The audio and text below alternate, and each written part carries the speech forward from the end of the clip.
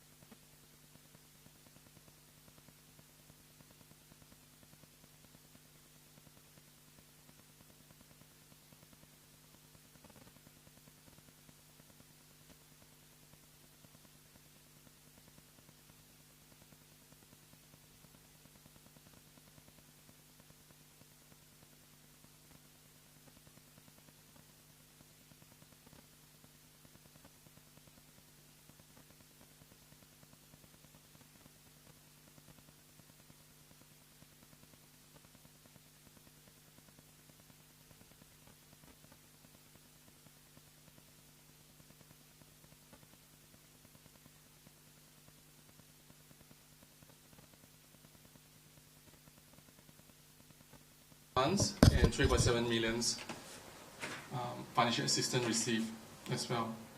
So the more grants received, that will bring the ratio down.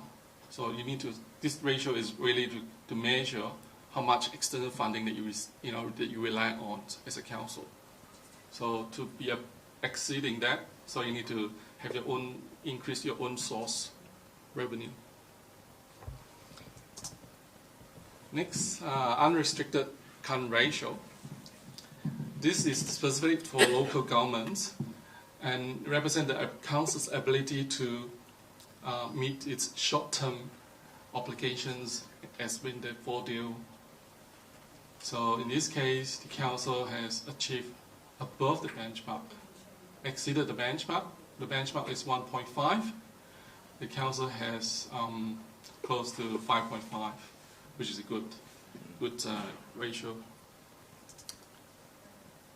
The next one is the debt service cover ratio. It's really to measure the ability of the operating cash to service the debts, including interest, principal, and lease payment. In this case, Council has no problem. It's probably close to 2.3, above the benchmark of 2.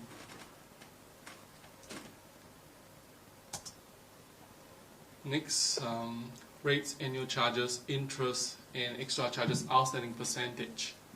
This ratio analysis is to measure, they assess the impact of uncollected rates and annual charges on Council liquidity and the adequacy of debt recovery efforts. So in this case, each quarter, the resident ratepayers, they will get their bill, and it all depends how prompt they pay and how soon we can change the outstanding rate. So in this case, it's below to 10%. Benchmarks for set for rural council. It's about 6.7%, which is good. That means that you got less outstanding. You don't want that to be too high. Cash expense cover ratio is the next one. It's basically it's all okay. You know, the benchmark is 3 months, and you have 12 months or so. So now the last ratio I'm going to go through is called Building and Infrastructure Renewal Ratio. I just want to bring to your attention, this ratio is sourced from Special Schedule 7, which is not audited. It has not been audited. But the audit office would like to bring this in as one of the performance ratio. So this is gauge where the council stand in terms of building infrastructure renewal ratio. So what is your backlog? You know, whether are you ahead or in front or behind in terms of your infrastructure renewals. So in this case, the benchmark is more than 100%. The council is not there yet. So it's only 80%.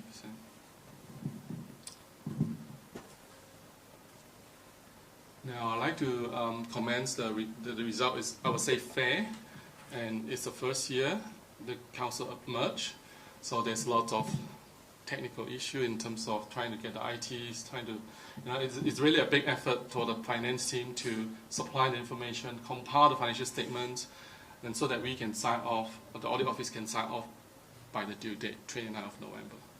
So I'd like to thank the finance team, including Judy, Simon, Christine, and Kylie for the assistance during this audit process.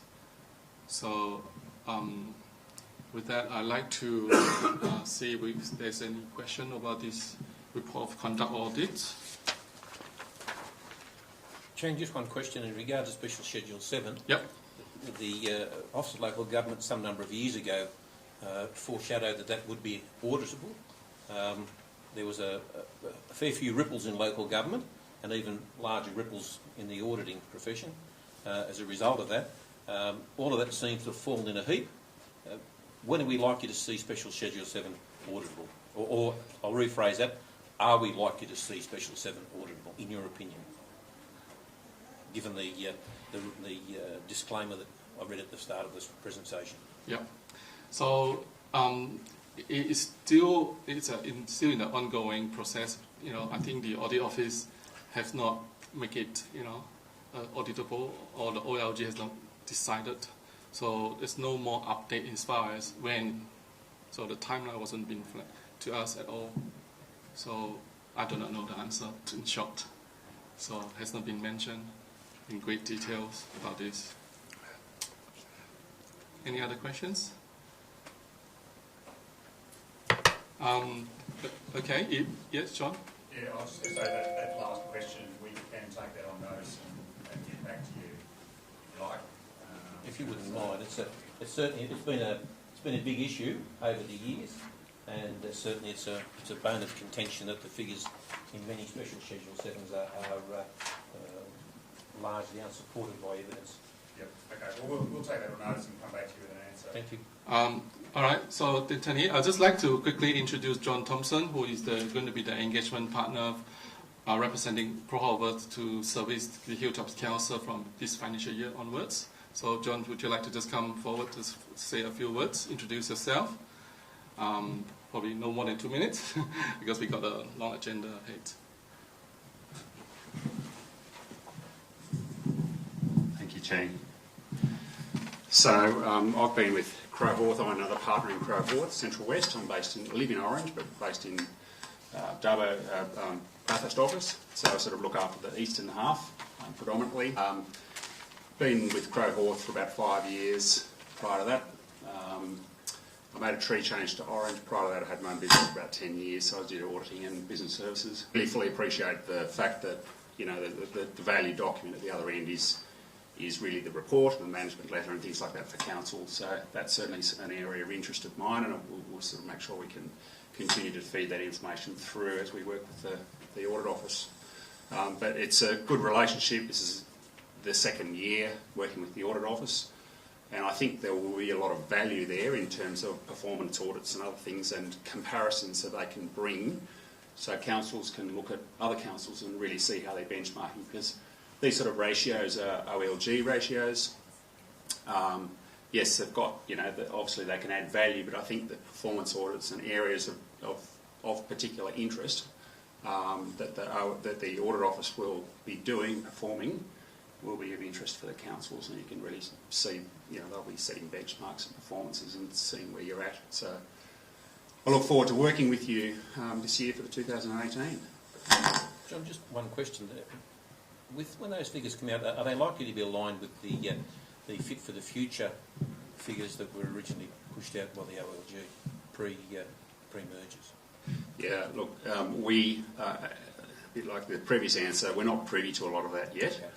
But if you like, we can take that one on notice as well, you know, and just say, we'll certainly be feeding back information as and when. So there's still, so obviously it's sort of like a tripartite relationship, OLG, audit office, contract auditors. So it's about, you know, deepening that relationship now and that communication. So obviously rural fire assets is one that's been a topical one, and there are other areas as well. So, yeah. Any other questions or comments? Just on that last point, I can give you a bit of advice on the performance benchmarking. So the OLG, as you're aware, for the last couple of years have been looking at reviewing what their benchmarks are. The advice we're getting back is they're still not clear on the right way to go about that. There's an industry group in the local government professionals that have put out a benchmarking system, and the Office of Local Government are looking at that one. They're looking at what Local Government New South Wales have done previously too, and trying to decide whether they do something independent again or they look to pick up one of the models that's already in place. So, as you've said, industry, whether it's audit industry or the councils, are still no clear on what the OLG's position is on the whole thing. We're also going to see the impact of merger funds for the ensuing 3 years, and to try and use any of the figures out of merged councils as the basis of an industry standard, I think, is an absolute waste of time. It's going to skew them one way. That's probably one comment that Chang didn't make that's worth noting here too, is these financial statements are based on a non-standard financial year from the revenue and expenditure perspective. So it's not like it was that typical 1st of July to 30th of June period for everything in there. Yep, I agree. Yep.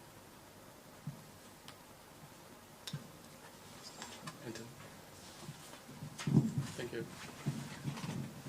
Thank you very much. Thank you very much for the presentation. Much appreciated. Okay. Thank you. Good on you.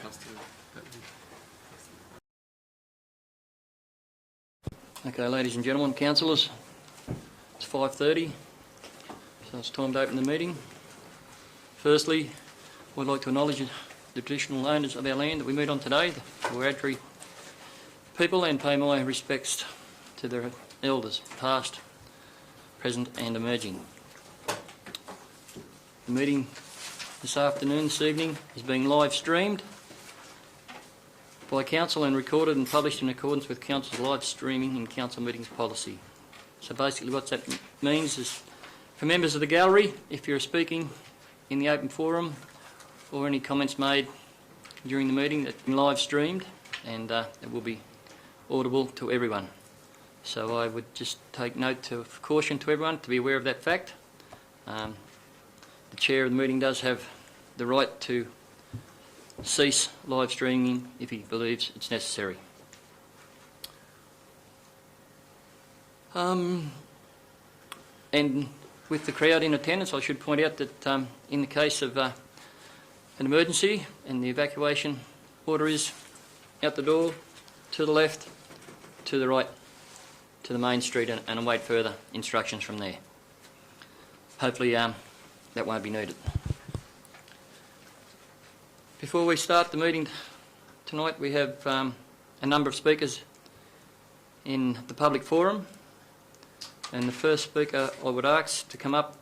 Speakers will have 5 minutes, and tap at 4 minutes to indicate that the time's coming up, and we'll work with that. So the first speaker I would call up is, and I'll have to get it right, Seth Houston. Is that right? Good man. Just come up. Do you want to cut the front? And he's going to speak on the skate park in BOOROWA, I believe.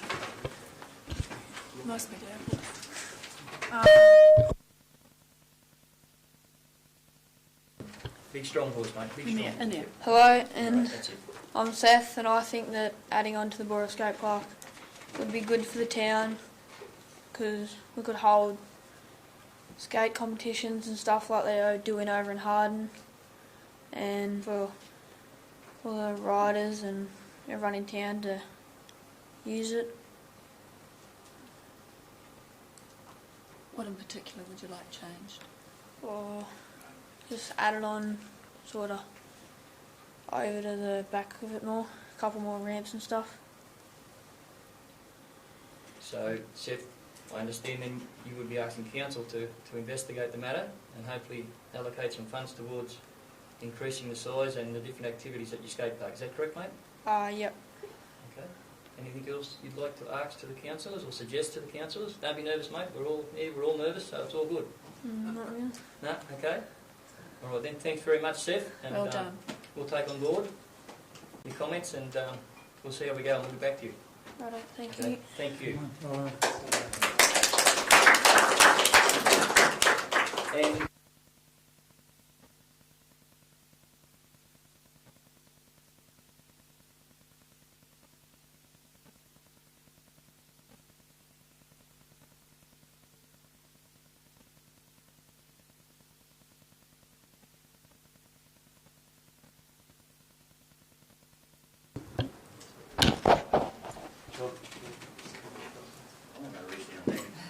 Have a seat.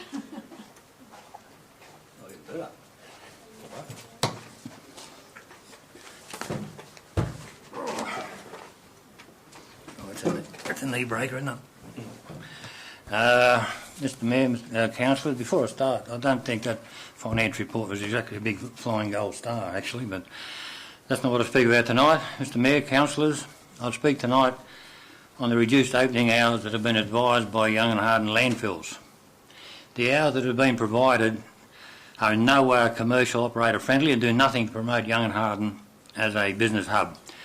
We've moved from a single town with longer opening hours to a much bigger council with less hours. How on earth are contractors supposed to work around these minuscule hours? Are we supposed to work these hours and then take a one-day job into 2 days and charge the client accordingly? Basic bookkeeping says that this move is not cost-effective to either the contractors or, even more importantly, the Hilltops Shire Council. Every debit must have a credit, every credit must have a debit. It's been that way since the Chinese invented the abacus. For example, a bogey trailer taken to the Red Hill will cost $150. The driver gets to Red Hill, the shop's shut, goes to Victoria Street and dumps his load in the chute. 5 cubic metres allowed, 5 cubic metres could weigh 5 tonnes. 5 tonnes of JUGIONG would be, I don't know what they charge council, but they charge me $100 a tonne. Therefore, $500 plus cartage, $900. Your employee would cost approximately $50 an hour, I think. An additional 3 hours would cost $150 a day, $600 a week, straight up $300 deficit on one load. And this only has to happen once a week, and your saving is negative, and it will happen more than once a week, and Bald Hill gets the revenue. Basic maths and human nature says that's going to happen. The skipper operators do the right thing. They take it up to Red Hill. But why do we have to cut our hours back? The council can save $600 a week. You'll be told, oh, they can't dump that in Victoria Street. Well, who will check? Oh, we'll have supervision at the, you'll be told. Well, Eliza, dear Eliza, why can't you have supervision up at Red Hill? If you've got it there, have it up there. Cameras are useless because people dump in there and it's too late, it's in. Now, we come to BOOROWA. We note the hours have not been advised of changing. What we do have is a plan at the front and a costing in the BOOROWA plan of spending $880,000 on a perfectly good landfill we could use and turn into a transfer station. And that's only the estimated infrastructure. So I dare say you could add another $100,000 onto that. You amortise that over 5 years, the running cost of 2 people, $1,400 a day, and all the revenue goes to Bald Hill. I mean, I'm sure Wally Merrim can find better projects in BOOROWA for that. Now, what would happen if the young pool attendances and the young library, bless his little heart, wherever it may lie, if they drop, we do less than the hours there? No, you won't, because that is a service to the community, albeit subsidised by the taxpayer. Now, we and other farming families in Young apparently pay $1,973,413 in rates, and then we pay another $41, I pay 4 times that, for the privilege of providing a service to the village tips. That's right, a service. And that's what landfills are, a service to the community and business. There are companies in Young that individually turn over more money than this whole entire Hilltop Council, but none have the staff that Hilltop has. And while we don't complain too loudly about this, about the burgeoning staff and wages, we realise that council is supplying a service. Now, roads, rates and rubbish are your prime concern, everyone thinks. Cutting back on services is not what council staff are paid to do, particularly when it costs the ratepayers. It's just basic maths. It's going to cost money to do it. And under the Local Government Act, I understand that if any councillor wants to ask me a question through the largesse of the Mayor, they may do so. Thank you very much, John, for your presentation. Councillor O'Connor has a question. John, did you have, what sort of negotiations did you have with council? I'm sorry. I can hear you, it's all right. Well, they can't. What sort of negotiations did you have with council prior to the hours being changed? Nil. None whatsoever. We, nor any other major contractor in town that I've spoken to, have had any input with council whatsoever. Thank you. Sorry, Mr. Mayor. Mr. Burns, indulge me. You've mentioned some fairly hefty sort of figures there in costs. What's your financial background to support that? Well, I've run my own business since 1974. Prior to that was the Sander manager in Broken Hill, which covered the entire southwest, or central west rather. And then before that I was a bank manager, savings bank manager at Wollongong. Prior to that I was the youngest appointment ever appointed at the ESNA Bank. I do have some knowledge of facts and figures. I've actually studied for the Bankers Institute. And I look up there, that's why I said that's not a real good look what came over. Thank you. Thank you, Councillor Armstrong. Any further questions of Mr. Burns? No.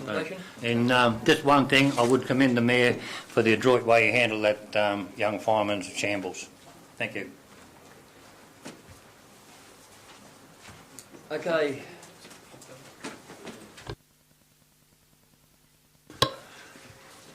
Thanks, John. The next speaker we have is in matters relating to Bendick Moral, Mr. George Paris, please.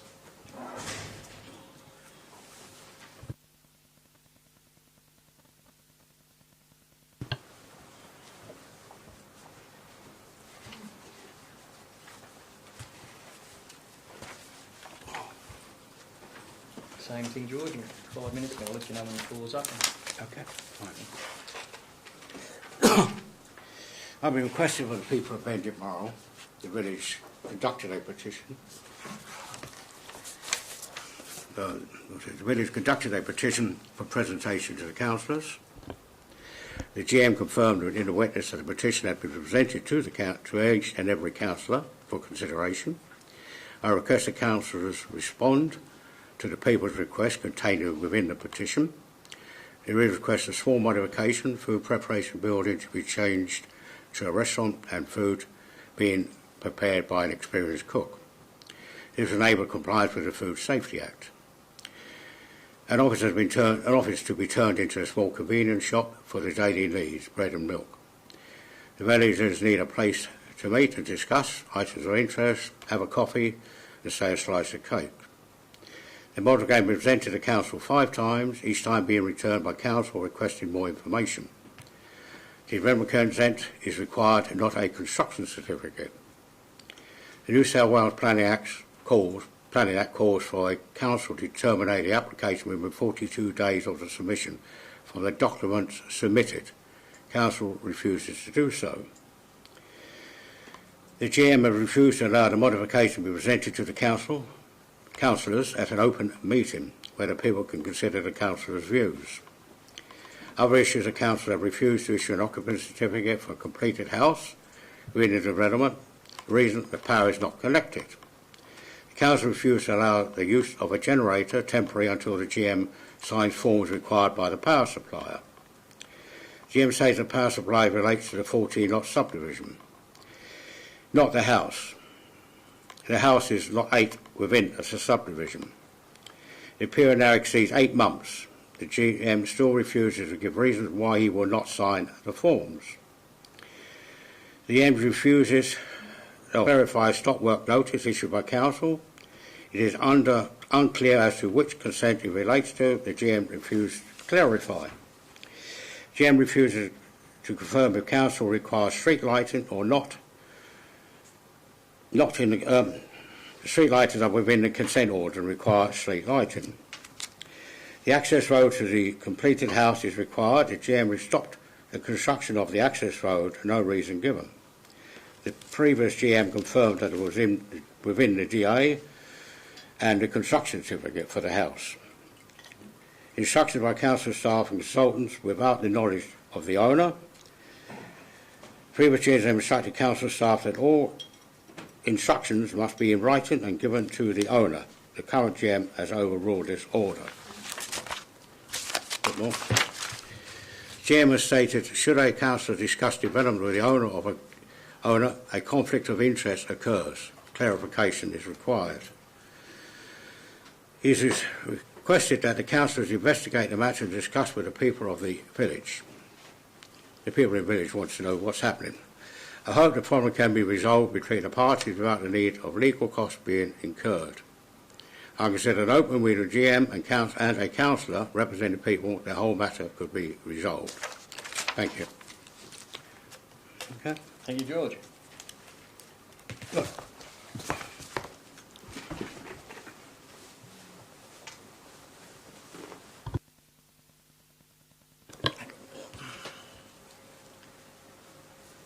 The next speaker in the public forum in relation to a development application from Wombat is Matt Bloor.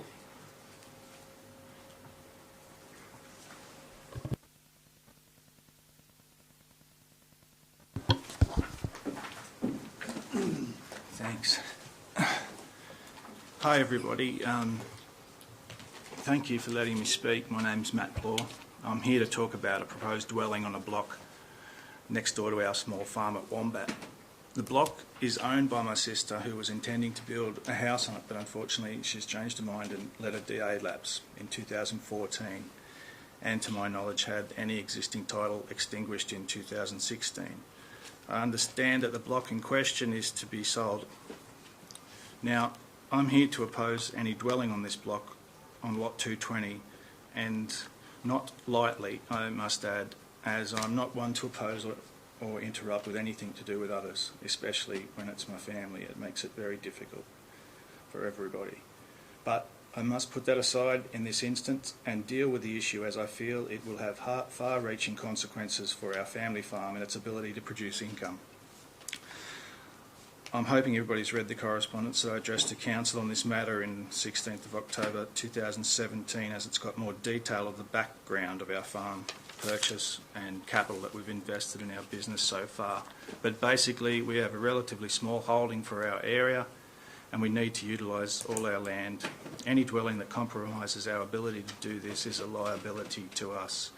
We oppose any dwelling on grounds that proximity to our boundary will impede our business, and to my knowledge the land in question has no building entitlement.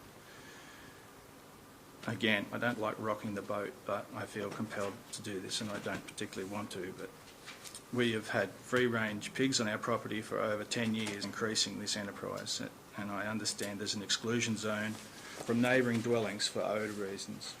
Our farm in places is only 300 metres wide. It doesn't leave us much room to move. We also have a commercial orchard that was planted in 2000 and a new orchard that will be planted in the winter of 2017. We have trees ordered for further expansion for this coming winter and the winter after, planted right up to our northern boundary, which is in question for proximity. We spray these trees throughout fruit season regularly, and distance required for commercial orchards and neighbouring dwellings also. I don't want neighbours, strangers, building on my doorstep dictating how I can use our land, especially in a primary production zone, especially listing before mentioned businesses of ours that create odour, noise, spray and nighttime work, which all are common on farms, including our own. I'm speaking on this subject because the matters impact my family, my income, my future income, and I'm thinking of my retirement if, God willing, I get that far. I have practically no super to fall on. I'm self-employed. I like to work. I want to work. I've only recently experienced a medical emergency which has incapacitated me from work, which reiterated to me how valuable our land is and how valuable our farm income is. We've invested a considerable amount of money in our business, and it's being jeopardised through this proximity through no fault of our own. We're not opposing the unknown of what will be amended to in the future in regard to the actual dwelling and the position relating to our boundary. To me, it's a big question mark. And again, I don't want to impede anyone else, and I don't want to cause trouble, but I don't want to be stopped or slowed down with what I'm doing. Do we have a right to farm on our own land?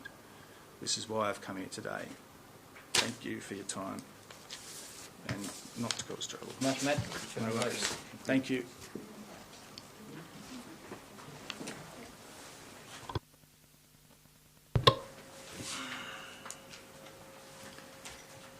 Our last speaker in public forum is in development application. Wombat is Keith Etok.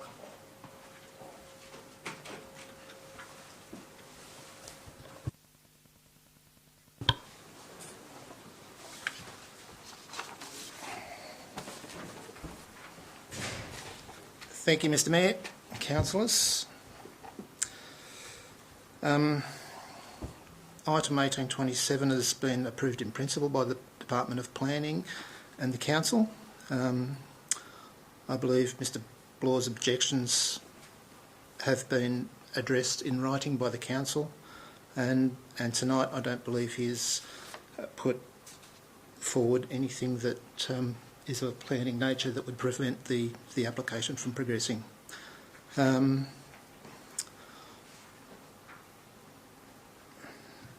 It is true that my partner Angela, Matthew's younger sister, does want to sell the block. She wants to do this for deeply personal reasons, and having a development application approved would allow us to allow her to gain the maximum amount of money for that block.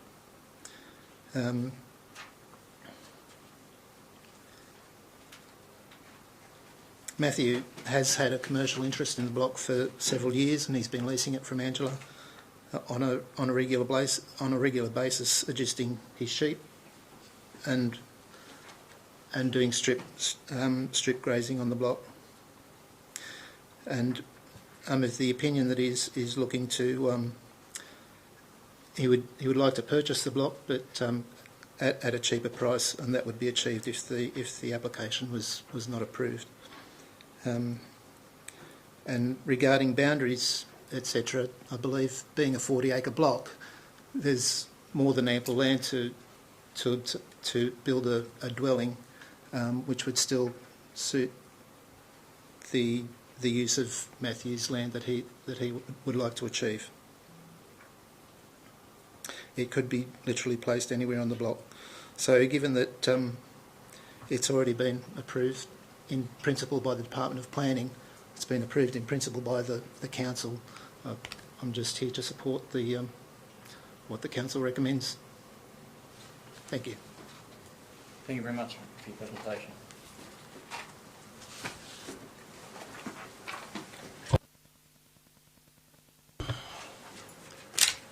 That concludes that section of our meeting. With the public speakers, I thank them all for their presentations, and I'll back. Well, I'll give this other stuff first, and then do that. Okay. So we'll move just for the time being to the agenda, and I'll move to apologies. I've had a phone call from Councillor Manchester, who indicated that he was held up and running late, but would try and arrive at some stage. Are there any other apologies? We note those apologies. Is Sharon on the podium? She's there. She's sorry. I didn't come back. So Councillor Flannery will be with us shortly, yeah. While I'm making notes of who is here and who isn't here, I'd like to welcome a familiar face to some of us, David Aver, who's holding the temporary position of Director of Infrastructure. Welcome, Dave, to Hilltops Council and their first meeting back with us. We're very grateful that you're able to fill this position on a temporary basis till we get around to getting it permanent. The next part of the meeting, ladies and gentlemen, we'll be standing for the expressions of sympathy, please.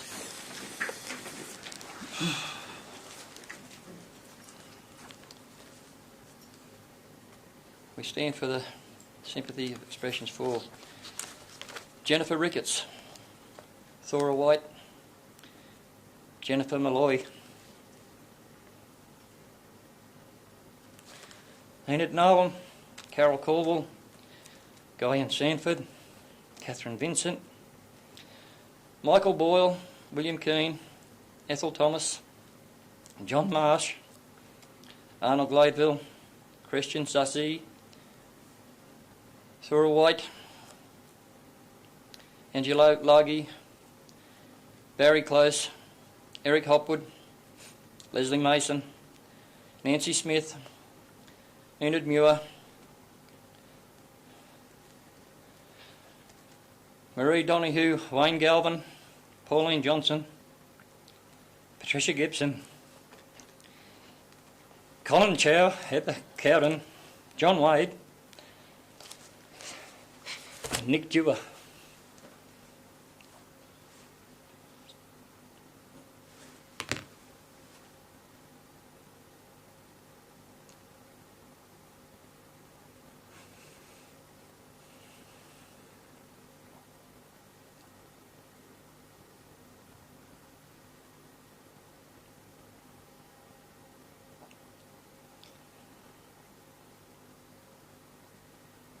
To everybody, and I would ask if you gave me 2 minutes, please.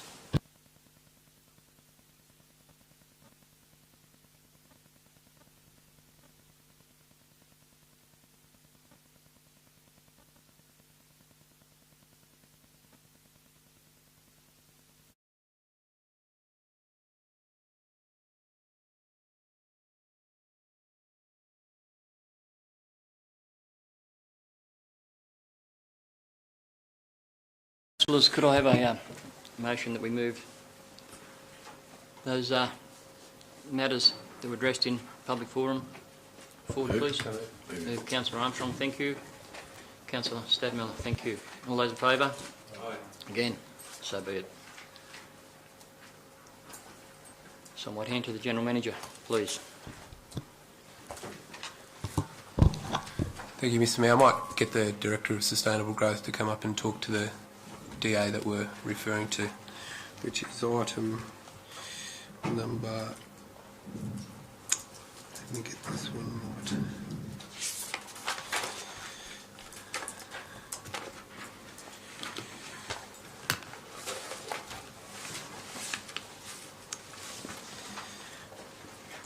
1827. Yeah, item number 1827. Lee.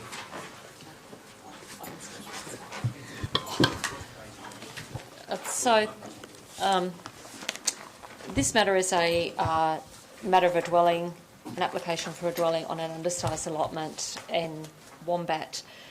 Up until 2016, the provision in the Harden LEP was for dwellings on undersized allotments that comprise the whole of an existing holding had the right to have a dwelling erected upon them. This lot was one such allotment.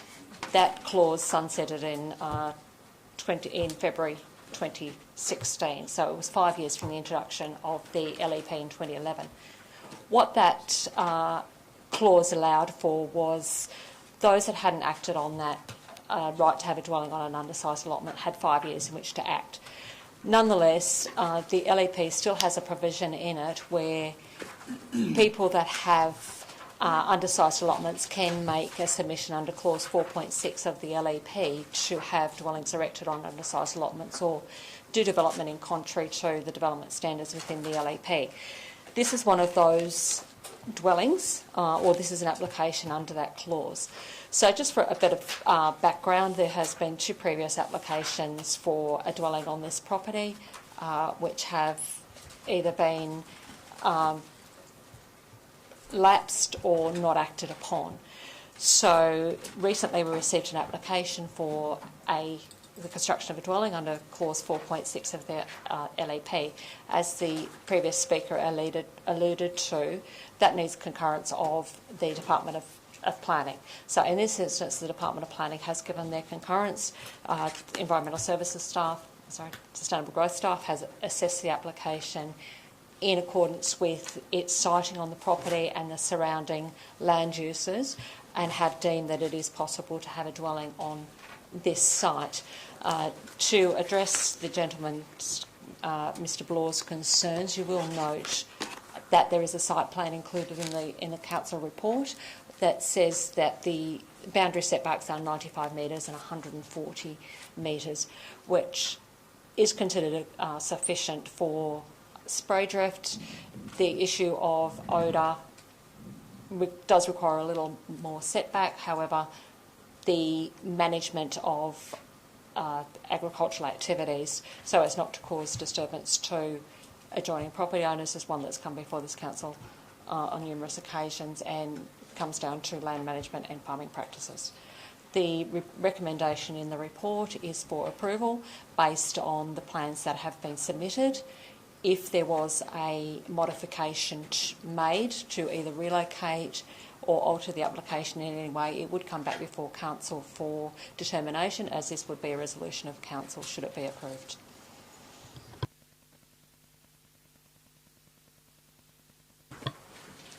For that report, any questions to the Director? Councillor Walker.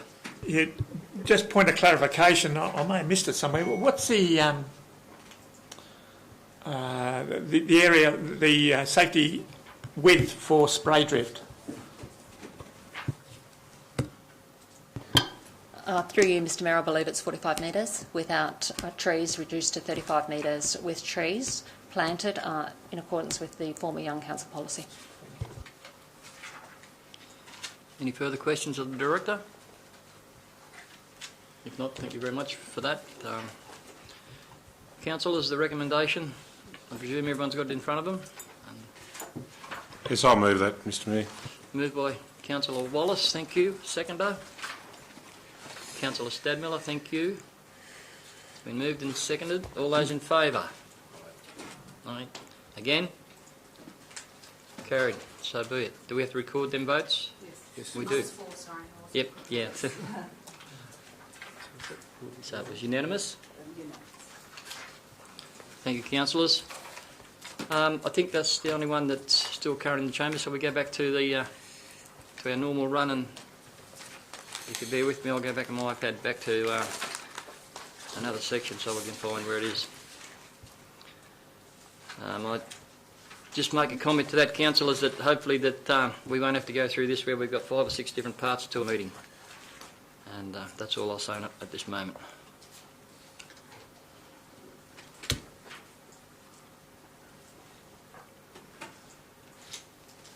Okay, so we'll go to the confirmation of the minutes of the last meeting. Someone like to move they be taken? Councillor O'Connor, seconded Councillor Tuckerman. All those in favour? Again? So Just be it. one moment of clarification, Mr Mayor. My name doesn't have an H in it. Thank you, Councillor Wallace. Okay. And I have a question too, if I may. Councillor Walker. In 17.245, regarding the sponsorship fund, has that group met for transport? Yes, it's an item. It's in the paper later, yep. I would, just on that point of the minutes, I believe that there may have been a short mishap with the Mayor's diary. I think the Mayor had more functions on his table than what was actually listed in the minutes, but just a minor technicality. Business arising from the minutes? Okay. Declarations of interest. Has anyone got an interest they need to declare on tonight's agenda? No? Only with committees. Pardon? As listed in committees. You've lost me, I'm sorry. On a few committees, that's all. Conflict of interest, but I wouldn't think John. Or pecuniary interest. Okay. Okay.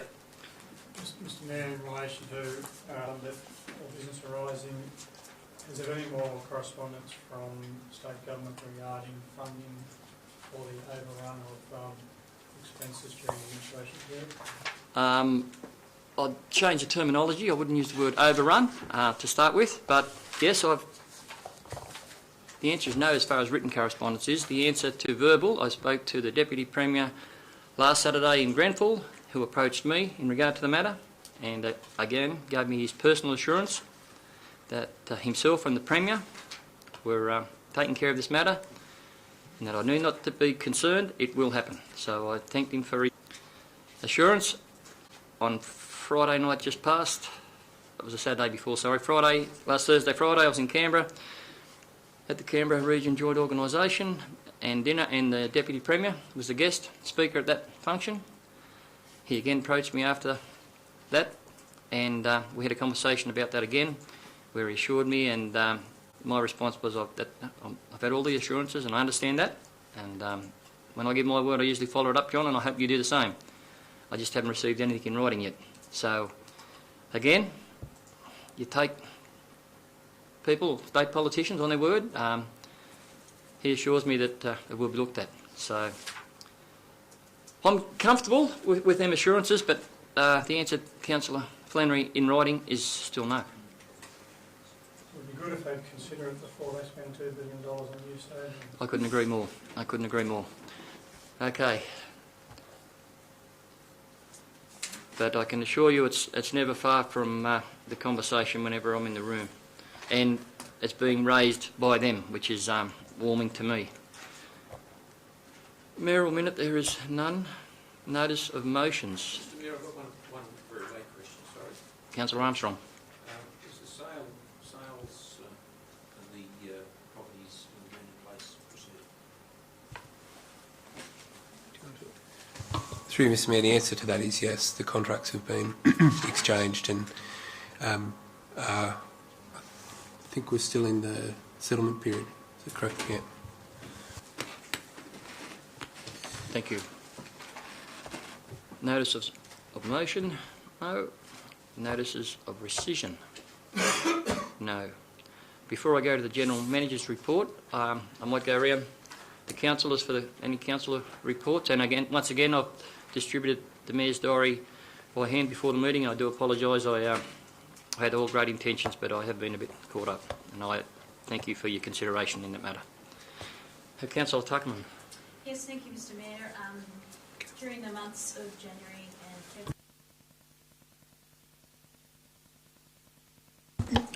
February, we're on, and there was a number of meetings which I attended. I'd like to acknowledge the wonderful Ambassador, Susie Ellerman, who attended in BOOROWA, and I'd also like to thank the committee and the volunteers for a very exciting Australia Day program, which saw a very large crowd in BOOROWA.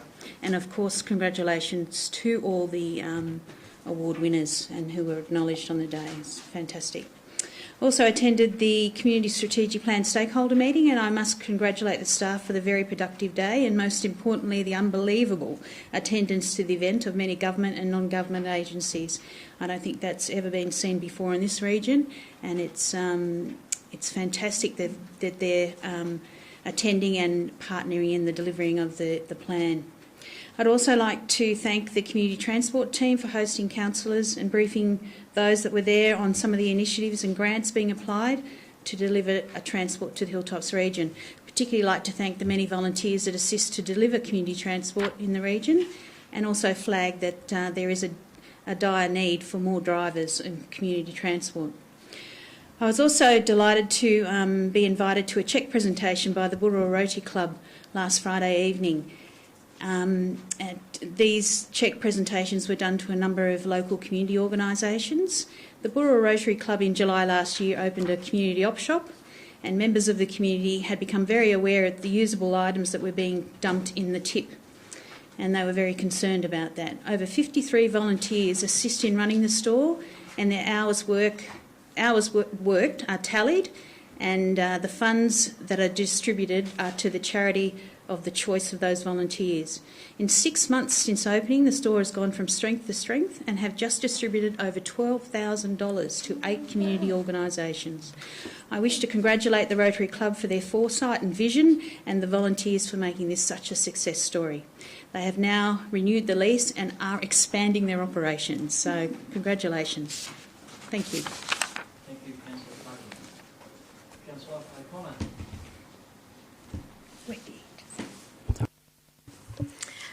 Like Councillor Tuckerman, I was fairly busy with Harden and Wombat Australia Day celebrations.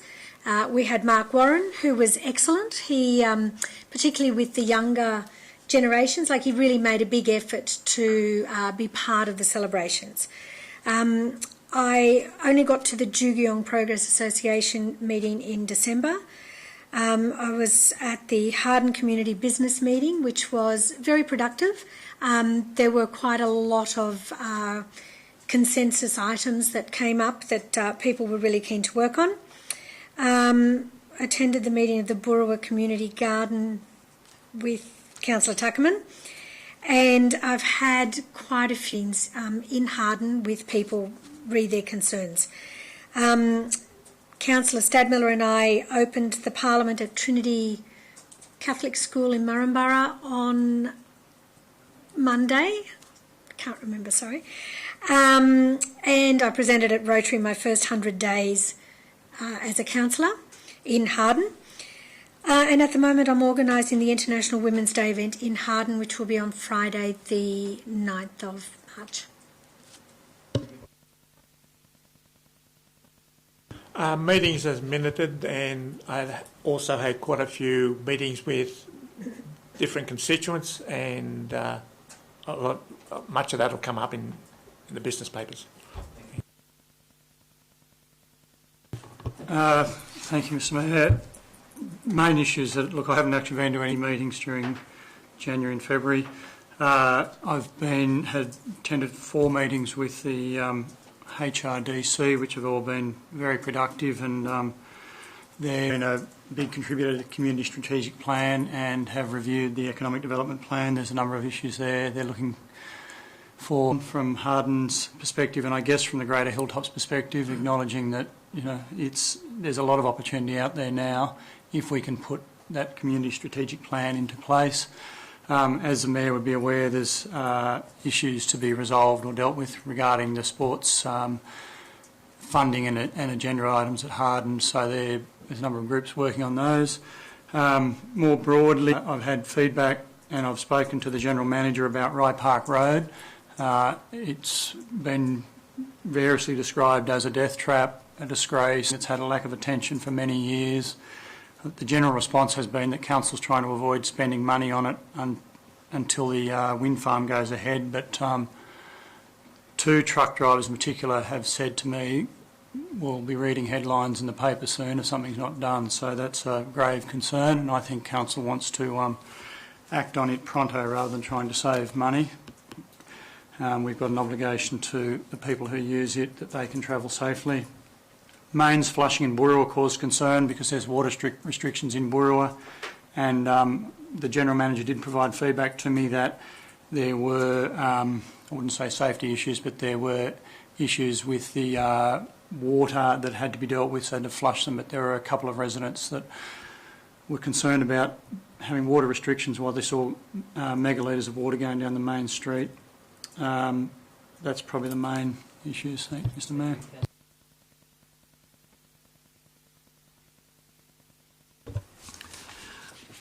I attended Destination Canberra, a 2-day conference pertaining to tourism.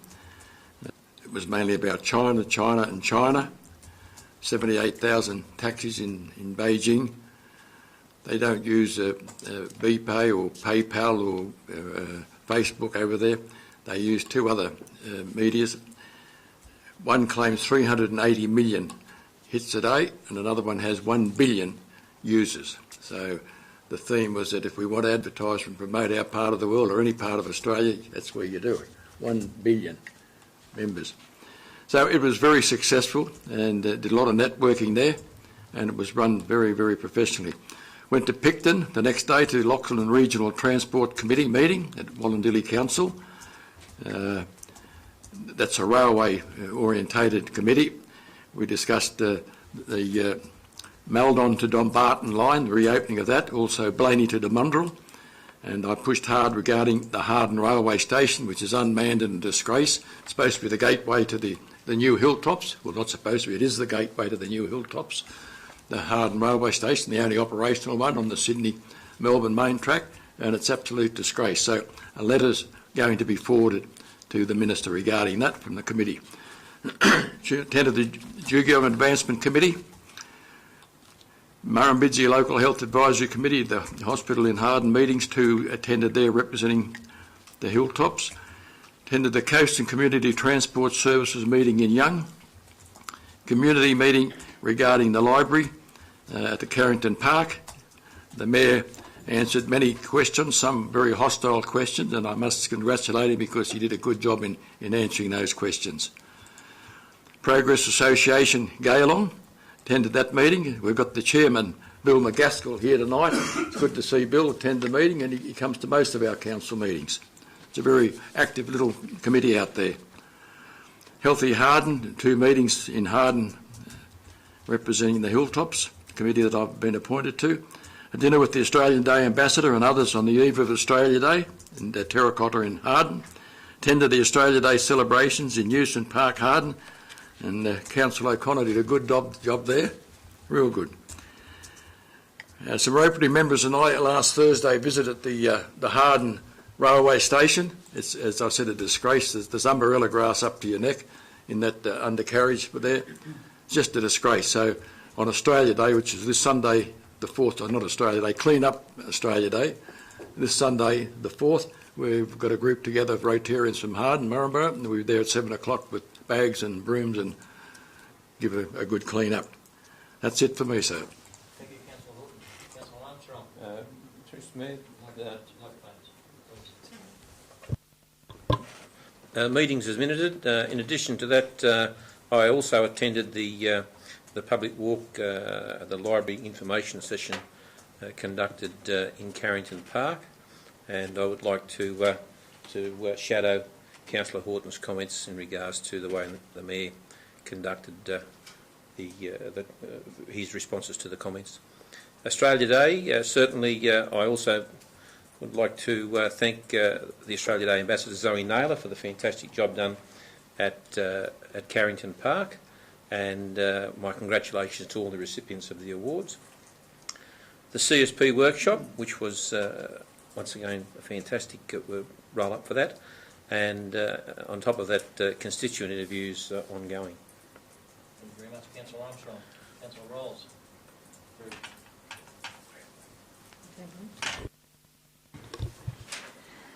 Unfortunately, I was not able to attend Australia Day celebrations, but I was able to attend the dinner in Harden the night before.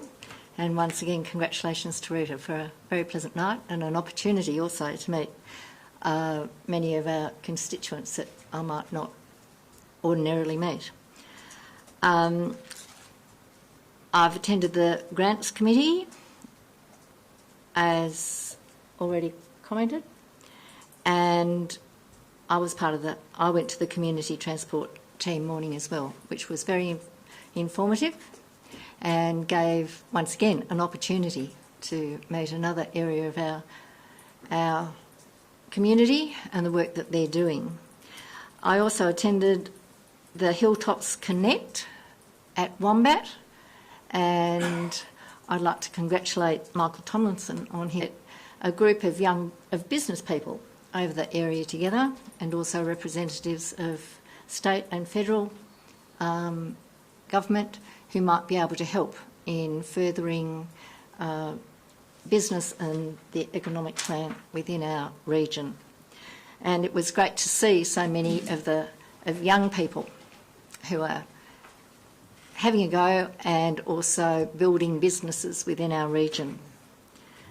The Community Strategic Plan Day, I thought, was a marvellous way for us to connect with the community, and I've received many comments afterwards, and I think I'll put in an email, some of surprise, that it was an initiative put out by Hilltops to the community, and much appreciated, and I feel will be ongoing. I've also been able to work with a number of our older people and direct them to the correct, or the learning about, with their inquiries and complaints, and to help them with their emails and those sorts of things. And once again, that's been an endearing opportunity for me. Thank you.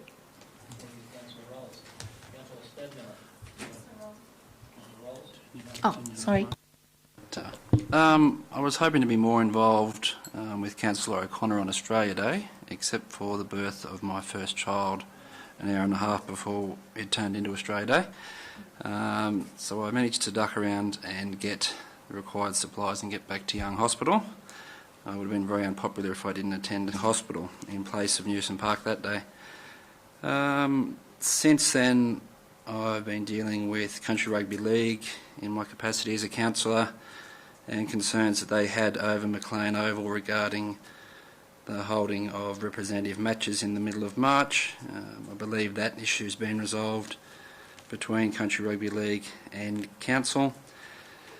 The majority of the other time I've been fielding concerns or / complaints or confusion from residents of Hilltops Shire in both Harden and in Young.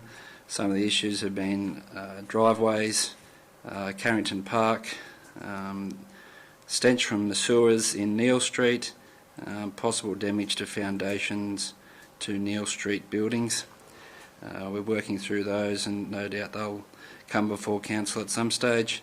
Most recently, I was attending the Harden Police Station for the announcement of the officer in charge, which was very timely, and ran into an older political foe in Steph Cook, and I would like to commend the member for Cootamundra for coming to the Harden Racecourse and hearing both my concerns and concerns of other residents into the state of the facilities, and she directed us towards looking at some funding, which was small in nature in the interim, and then seeking larger funding, and was able to recognise that the facility definitely needed some attention.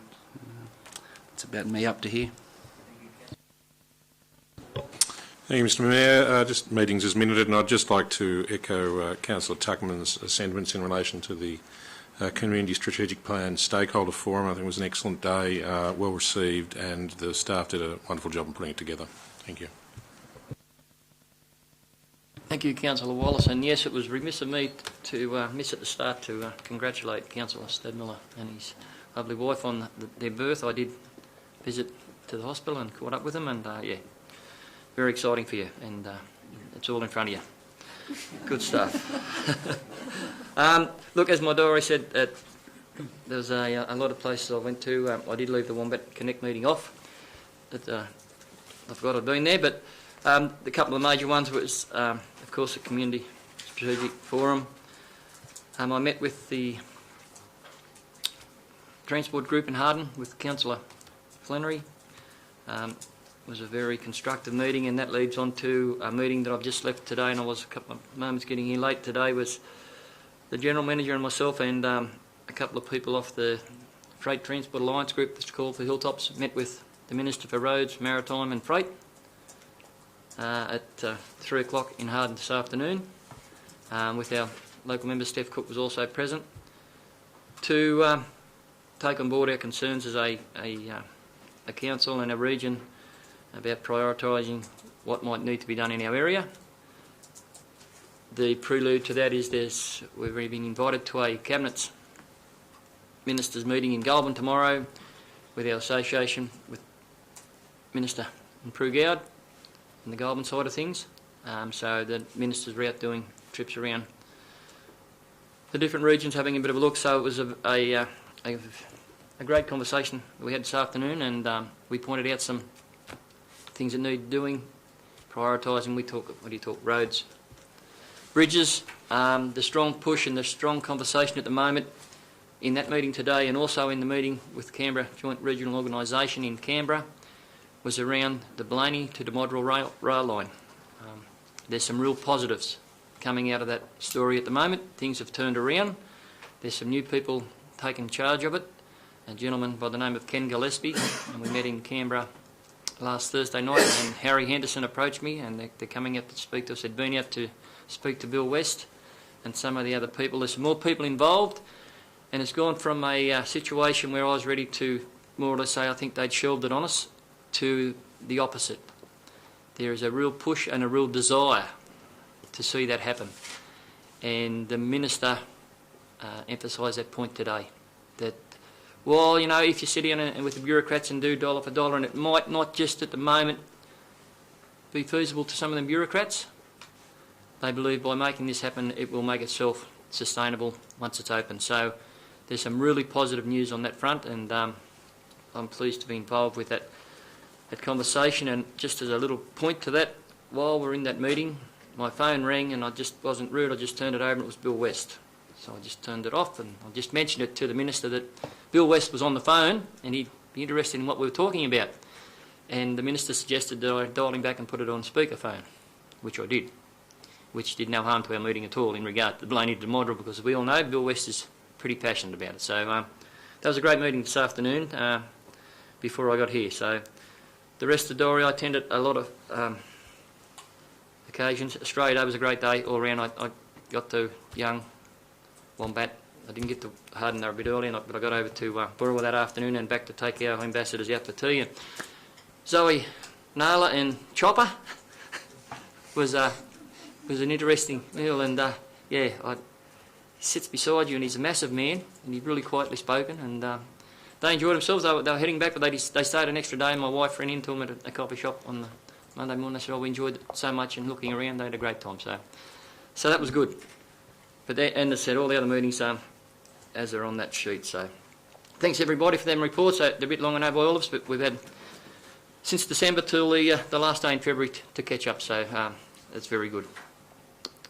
All right, I'll get the agenda back up on my desk here. And now we will move to the General Manager's report. Do I need to move and have those noted? No? Okay, thank you. Thank you, Mr. Mayor. Before I move into the reports as listed in the business paper, I'd like to put forward another recommendation that the late report that was circulated that was titled Sewer Loan Extension or Repayment be considered by Council as a late report enclosed.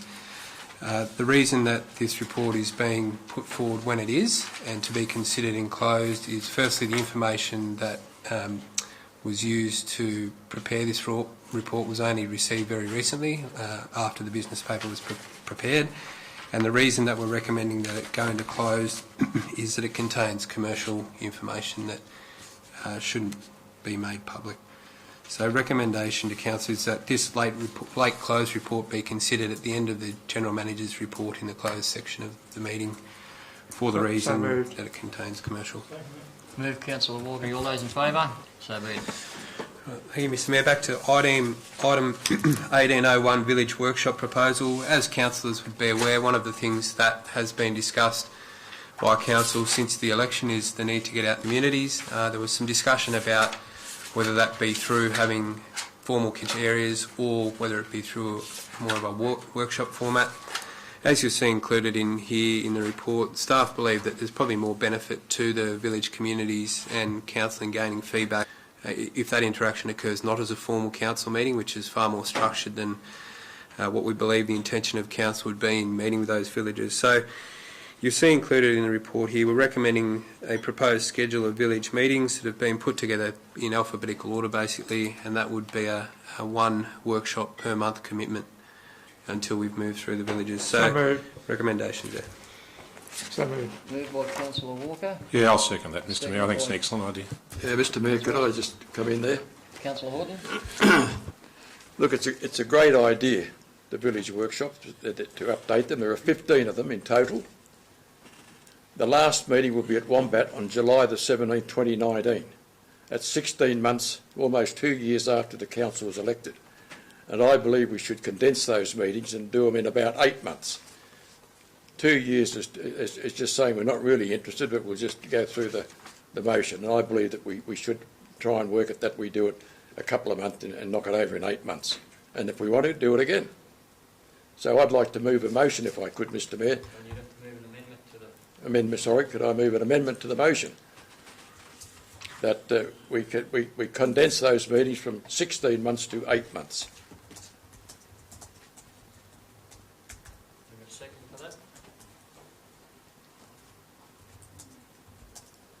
Thanks, guys. Sorry, Councillor Horton. Look, for the sake of a vote, I'll second it. Thanks, mate. Thank you, Councillor Armstrong.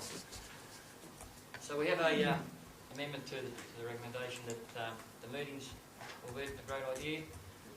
Councillor Horton thinks that they could be condensed and done over a shorter period of time. So there it is. So for the sake... Through you, Mr Mayor, I'll just make a comment on that. We originally, as staff, looked at that as a way to get through to the villages as quickly as possible. The reason we've moved back to the recommendation we have is we recognise the commitments that councillors are currently under in attending council meetings, with all the other committee meetings that you're expected to attend in evenings during the weeks, and then at the same time council workshops during the month to deal with other council business or work through issues, is why we put the recommendation we did there about once a month. So really it's up to councillors as to whether you think that commitment is realistically achievable in a shorter period of time. Thank you, Mr General Manager. Councillor Armstrong. At that workshop, my understanding was that... Sorry, Mr Mayor, I apologise for that. At the workshop where this was discussed, my understanding was the intention was that we would hold a council meeting at each of the villages. As the General Manager's indicated in his preface, that may not be highly desirable, but I think that there's opportunity here for us to hold a meeting at every second location and a workshop or a village meeting in addition to that monthly meeting in accordance with this schedule. So I just think that there is opportunity there for us. Admittedly, we wouldn't be able to live stream, but perhaps the benefit of getting out to those smaller communities offsets the disability that we suffer by not being able to live stream. Thank you, Councillor Armstrong. Anyone like to respond? I'm getting... When the new code comes out, it'll be compulsory to live stream all council meetings. So we won't be able to have meetings at locations that we can't live stream. Thank you for that information. Councillor O'Connor. I thought that perhaps we could combine Kingsvale, Prunevale, which is not on there, with Wombat, so that would actually cut one meeting off. but yeah, I like that schedule. I just think we've got a lot of other things on at the same time. Thank you, Councillor O'Connor. Any further comments? Councillor Statmel, sorry. Yeah, Mr Mayor, we may not be able to live stream with the technology and facilities we have in the offices of BOOROWA, Young and Harden, but we could still manage to live stream through an iPad. We might lose a little bit of quality and the clarity of the pictures, but if we all remember back, I think Fairfax Media arrived at the Young Town Hall and live streamed the entire Meet the Candidates thing through an iPhone on a tripod, and it went straight to Facebook. So I don't know whether that fulfils the legislative requirements or not, but I think it's still possible. Thank you, Councillor Stadmiller, for your input. Councillor Flannery.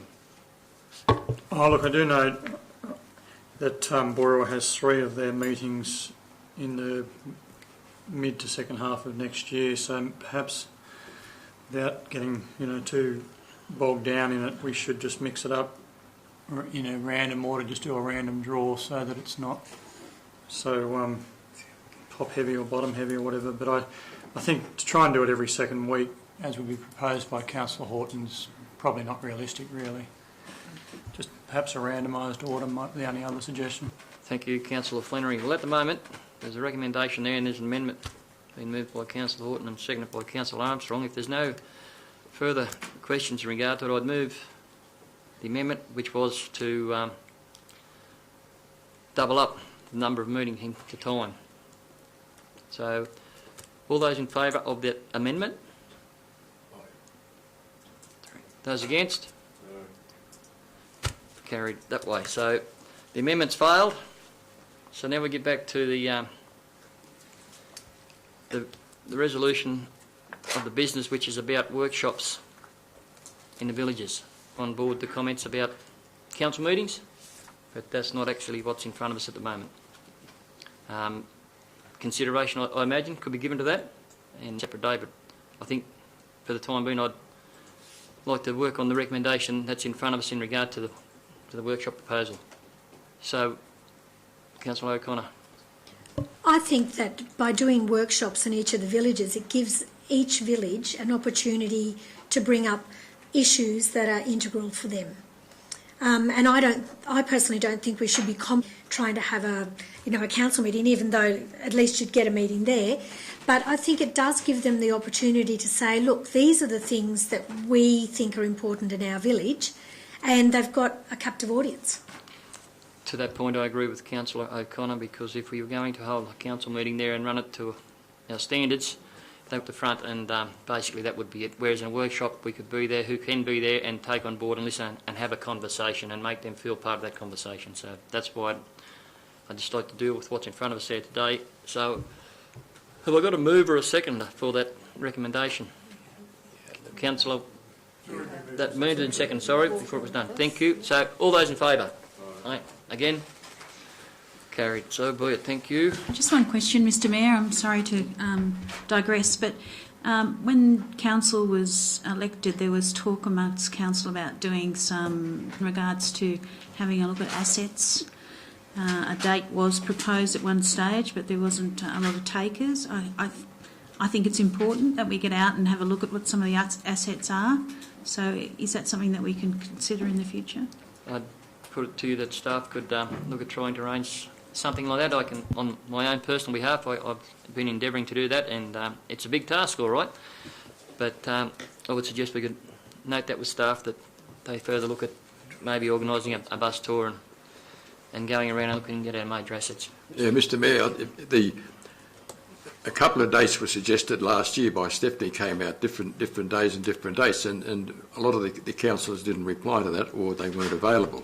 So had they been available, or had they replied, then that would have happened. I'm 100% in agreement with Councillor Tuckerman.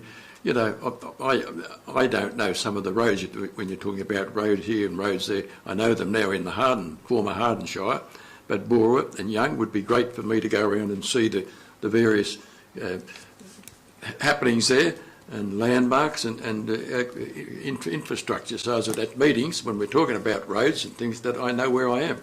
And I'm sure that some of the new councillors, and probably all of us, could benefit by that. Thank you, Councillor Lord. I'm pretty sure we all agree on that, but we digress a bit. So, Councillor Rolls, did you? Oh, through the Mayor, I was just going to suggest perhaps, Mr Mayor, that would it be possible for, say, groups of councillors to go so that all councillors don't necessarily have to go to everything? So, for example, if Councillor Horton knows Harden pretty well, then Councillor Horton might prefer to go somewhere else and a group might prefer to go to Harden. That way we share the load and then we can make a report back to council, to the rest of the councillors. Take that on board and the council staff can note that and work towards that end. At the moment we've got a mover and a seconder and we pass that, so we're on to the next one. Thank you. I digress.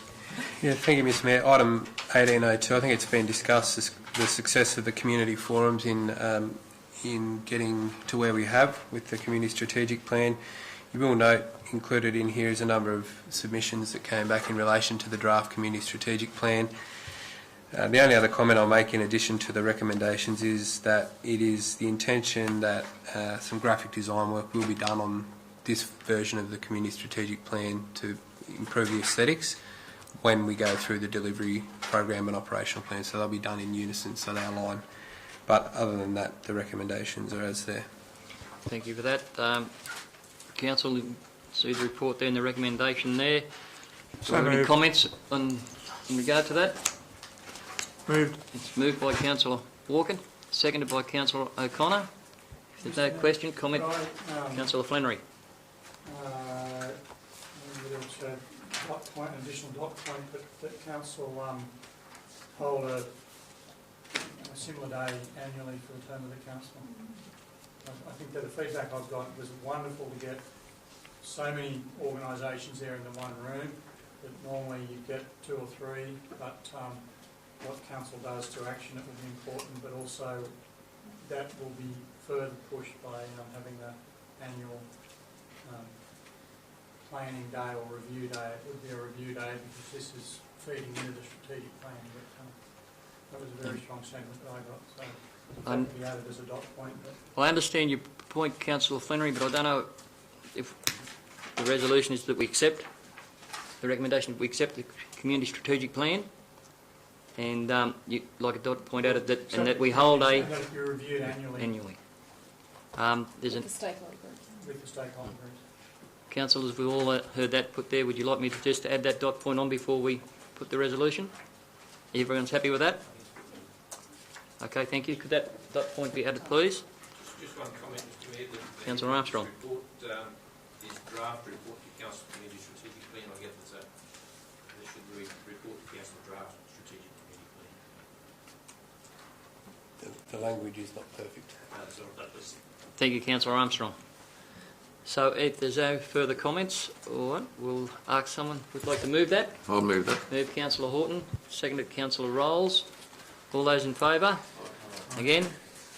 So be it. Thank you. Item 1803, Goldenfields Water Voluntary Planning Agreements. I think the report here is self-explanatory and the attachment explains what it's about. And the purpose is so that we've got a clear agreement in place with Goldenfields Water about how development and contributions happen. So the recommendation is included in the report. Mr Mayor, can I just ask a couple of questions before we move the... Could you put your microphone on, please, Councillor Flannery? It's not clear to me, actually, what Goldenfield... Well, it's clear to me what they're doing. It's not clear to me whether council should always be involved to act on their plan. I mean, if we were to get a major water user come to town and Goldenfields Water would like to institute basically a Section 94A, whether we would be bound by that, we may see that as an impediment to a major industry coming to the Shire and who basically therefore carries the weight. I can understand fully what they're wanting to do, which would basically is a major augmentation of their works, have a contribution from a developer to fund it, but I'm not sure. Reading dot point 6.1 of the memorandum, it says the constituent council is to give proper consideration according to law to any request notified by the county council.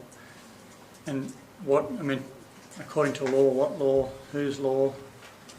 Could you to me how we might act on this and whether we do have to act. And it's also not clear to me why they didn't actually put the amendments into the draft MAU. Thank you. Through Mr Mayor, I'm happy to comment on that. To firstly go to the section in there about law and how this works. Goldenfields as a local water utility under the Water Management Act, and council is regulated under the Local Government Act with cross-references to the Water Management Act. So referring to there is council should be referring anyone that wants to connect to the Goldenfield as a local water utility to them, so they can make a decision on whether they're allowed to connect or not. So that's the reference to the legislation. Back to the point about the ability to have an influence in the amount a developer is meant to pay in headworks charges and council's ability to be involved in that. One of the intentions of this is to allow consideration to that to be given, and I know it's probably, I'm sure our councillors that are representing Hilltops on the County Council Board will have further comment, but Goldenfields are changing their approach to that and recognising that they are a development within the area, and I don't know if they've finalised the new policy yet, but they're reviewing it, and we have within the Hilltops very recently just facilitated an agreement between Goldenfields and a developer in our area to come up with a voluntary planning agreement between them that's outside of the standard headworks charges process. So that's the commentary from me. Through you, Mr Mayor, I want to shout out the comments made by the General Manager there. This MOU will provide sufficient flexibility to Goldenfields to actually provide incentives to developers rather than disincentives to them. Whereas because of the legislation that Goldenfield operates under and the fact that it can't provide approval to a DA, then this is the mechanism by which that consideration can be given. Thank you for that, Councillor Armstrong. Appreciate that information.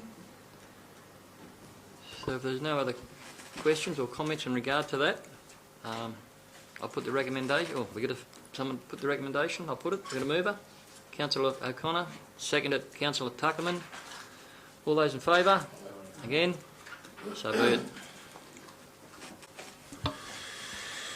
Item 1804, Specialist Tourism Resource. As councillors would be aware, a similar report to this was provided to the December meeting, and it was apparent that there wasn't adequate information in that report potentially not adequate information in that report for council to fully understand what was being recommended, why it was being recommended, and there was a piece of advice provided at that meeting that needs to be corrected, and that's in particular that is in relation to the current budget allocation for resources that council's got. Councillors were advised there was a budget allocation to continue with the employment of a casual person in place at the moment. That actually wasn't the case. That isn't an ongoing budget, and that'd only be to fill in for staff during the year that have been on periods of leave. To add to the context of the previous report, one of the reasons why there was a focus at the time on moving forward to look at a new sister city relationship with a Chinese province was to do with advice from the Chinese embassy that we approached them to seek support for funding towards the Chinese tribute gardens in Young. Their advice back was to move forward with looking at your sister city relationships, which is why we pushed forward the way we did in that report. So what you'll see included in this report here is, again, some further background on the reasoning behind why we consider it would be very valuable to council to look at having a temporary resource to help facilitate that Chinese relationship. And the other piece of that is that resource would also do the sister city strategy, which is broader, which would include looking at overseas relationships as well as the domestic ones, which I'm aware was discussed at the last meeting. So the point is, for a start, we didn't have the resources available to do the strategy, and the other piece of that was we didn't have an ongoing budget allocation to continue with the resource that I think councillors agreed was of value. So the recommendations are as there. Councillors, the items there and the recommendations there. Have we got any comments or questions in regard to the recommendation? If not, move Councillor Horton, seconded Councillor Rolls. Discussion? No? Okay, I'll put the recommendation. All those in favour? Again? So be it. Item 1805, off-leash dog park. As you've seen in the report there, over a number of years, the former Young Council had been considering an off-leash dog area. There had been some budget allocation made. The Lions Club in Young had contributed some funds towards it. There'd been a couple of sites looked at different stages, as you see included in the report here. During the administration period, Council did make a decision to move forward with one site. Subsequent to that, a request has come in to review the site, and as you've seen in the report there, the other site that had been considered was the Young Showground. I can advise that one of the issues in the past in the former Young Council considering the preferred site was actually getting a plan of management for the Young Showground in place. The trust there had received a grant to get that done, and that never eventuated, which is one of the reasons why the council had looked at alternative sites. But I'm aware that the Showground Trust is now very well progressing with a plan of management that could include this. The only other thing I will add to the report that isn't included in the report that I was made aware of today was that with the budget allocations indicated in this report, in addition to the 12,000 that the branch of Young Lions have put forward, the Lions, I want to make sure the terminology right.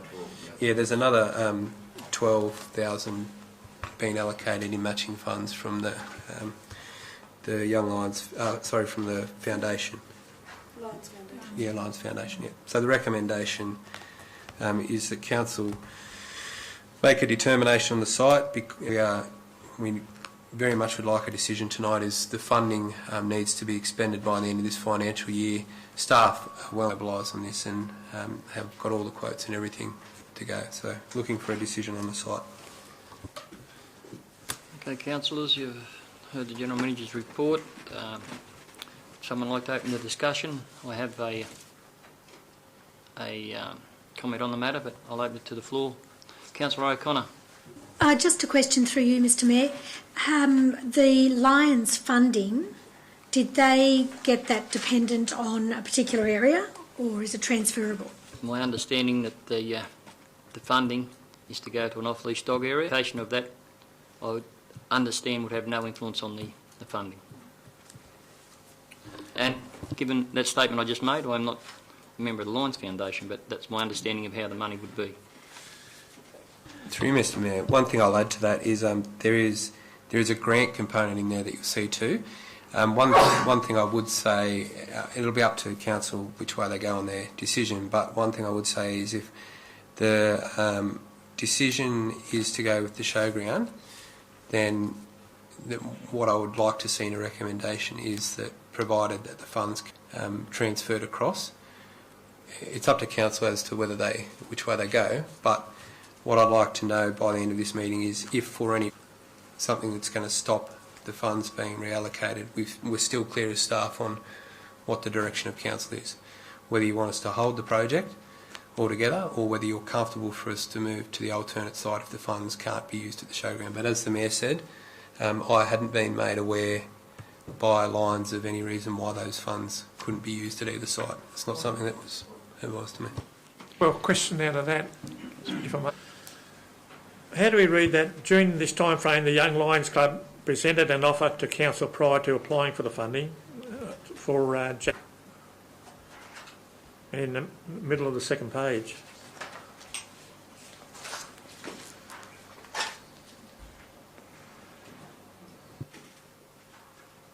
That's where we were going to put it.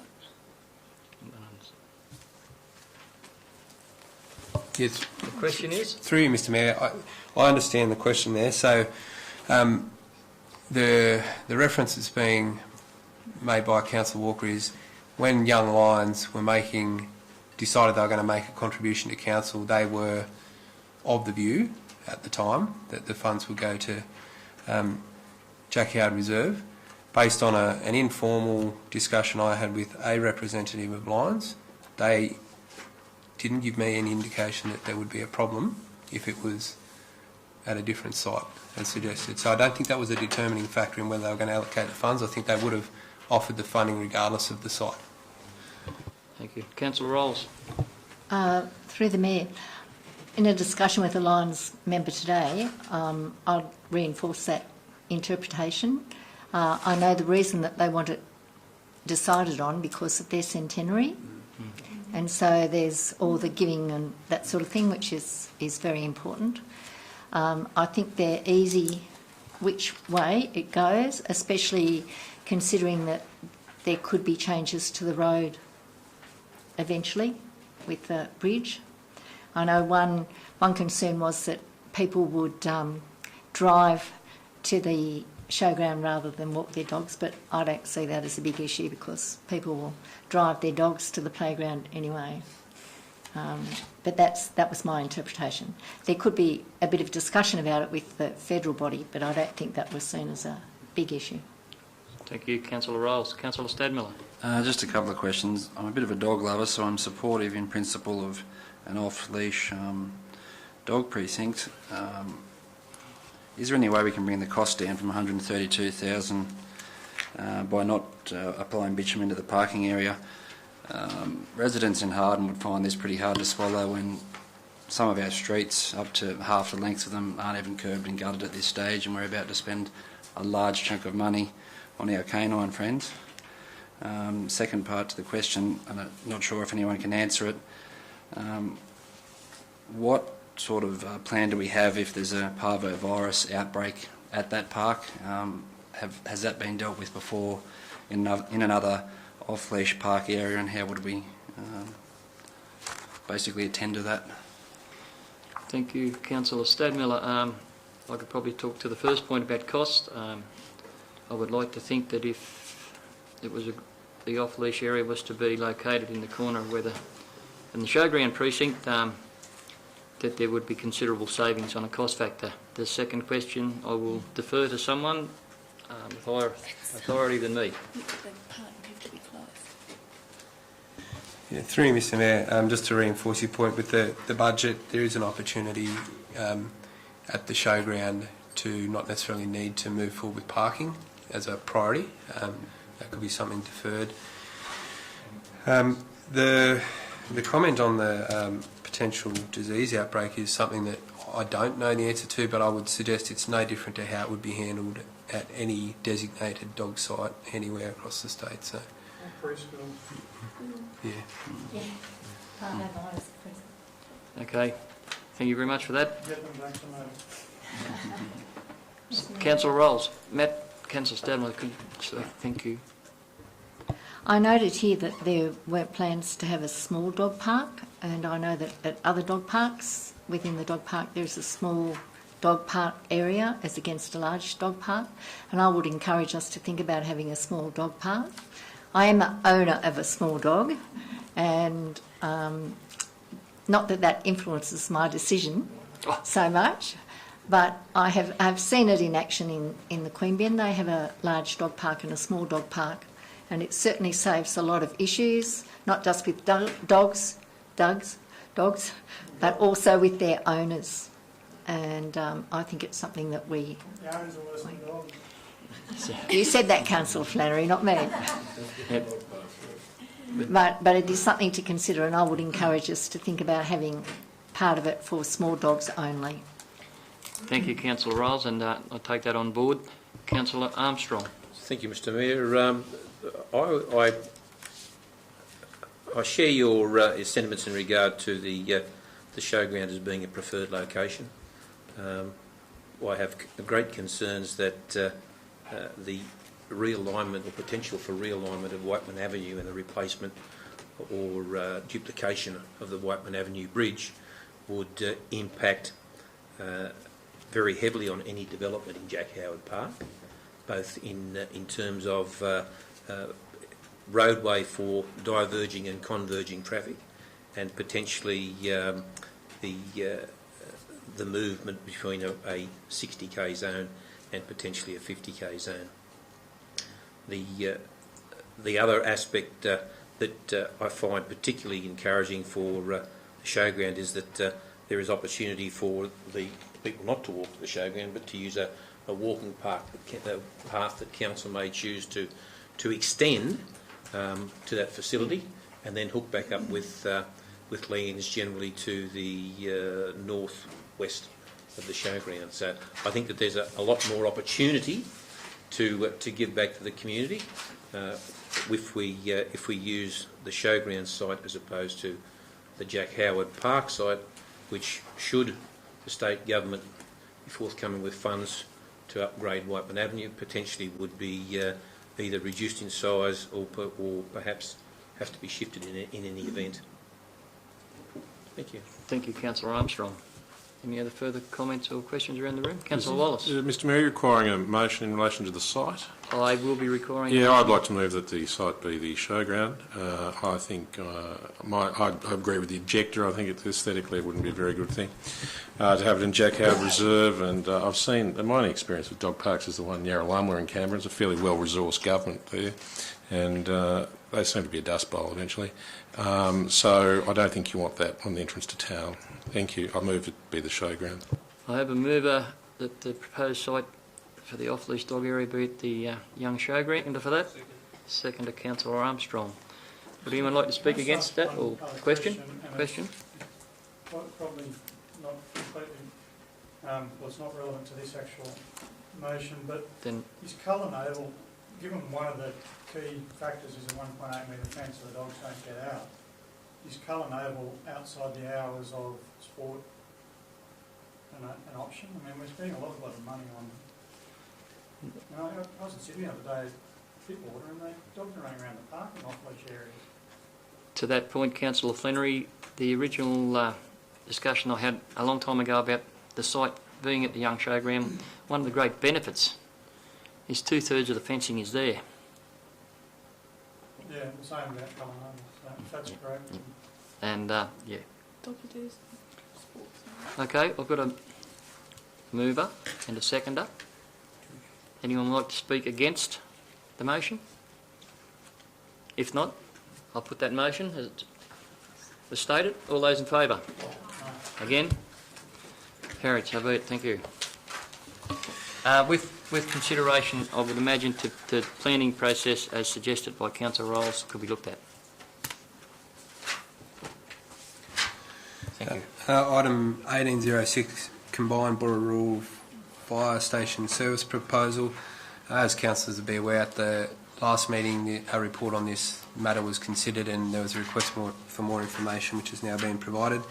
One last piece to add that's not included in the report is that RFS have advised that should council support going ahead with planning, they have been provided seed funding that could go towards this planning process for the current year. So the recommendation is included in the report. Councillors, once again, the report's there and in front of you. If I get any questions or comment in regard to it. Happy to move the recommendation. I have a move for the recommendation. I have a seconder with Councillor O'Connor. Any discussion or questions to be asked? Mr Mayor, the report doesn't detail whether there will be any financial implications to this council. It alludes to the fact that there may not be, but it doesn't explicitly state that there will be no financial implications. I'll pass on to the General Manager. Through you, Mr Mayor, the third paragraph in the financial implication says there is no added financial implication for the Hilltops Council for a station of this configuration. Council currently makes a predetermined annual contribution to the Rural Firefighting Fund, and then the New South Wales RFS allocates station funding based on station priorities at a district and statewide level. So just for clarification and to be very clear on how the funding works, the former model was for the RFS contribution that the amount that the local government area paid towards the zone contribution was dependent on the amount that would be spent within that zone. The state government changed that funding model, I think it was 2 years ago now, and what they did was they did a benchmarking exercise over, I think it was the previous 20 years, to see what the average expenditure was in an area, in a zone, used that to determine what the baseline allocation would be, and then going forward, what happens now is they the state government will still dictate to local government what the increase amount is, but it's not going to be linked to what actually gets spent in your area. So in the past, from a local government perspective, it made sense to advocate to limit the amount of expenditure within our areas on capital works, because that would have increased our contribution above rate pegging, for example. That argument is now a different argument, because even if we had, say our normal budget was 1 million allocated to our zone, and then next year the state decided to allocate us 20 million, it wouldn't increase the contribution proportionally that council pays. So that model's changed. Thank you. Yeah. Thank you. Just a question to the General Manager, through you, Mr Mayor. Have RFS given us any indication as to how successful this budget ballot will be for the station at all? Through you, Mr Mayor, they're reasonably confident. One of the reasons they're reasonably confident is the RFS typically get every little brigade want a shed all around the place, and by taking this approach, I think they're fairly confident they'll be supported. When that happens, we're not really sure. So we've already got within our zone, they've already worked out their forward program for stations with some of the smaller stations.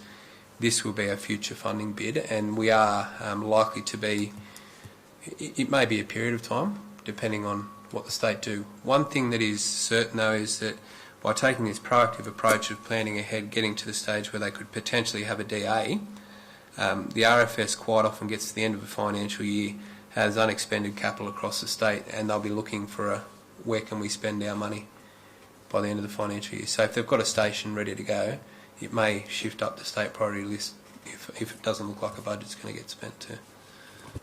Would council be managing the contract? Sorry, would council be managing the contracts? Through you, Mr Mayor, the answer to that is there would be some sort of arrangement between council and the RFS as to how it's managed. Council is responsible for playing a role in the management of these things because they become our assets, and that's a whole different discussion that the auditors alluded to earlier, is what happens with the accounting of these things when they're done overall, regardless of whether. So, yeah, that's basically. There is potential for additional cost, but those costs would be associated with the management of the project. Yeah, sorry, through Mr Mayor, that would be the point. We'd be getting that included in the project budget. So, as an example, the regional, the zone and regional facility being those project management costs are being funded out of the budget allocation. Thank you. Councillor Flannery, question, comment? So have we got a 5-year plan of what the likely forward projection budget for the Southwest Zone is? If they're changing the, I mean, is that likely to increase on previous years, or are we staying with the similar quantum from? Yeah.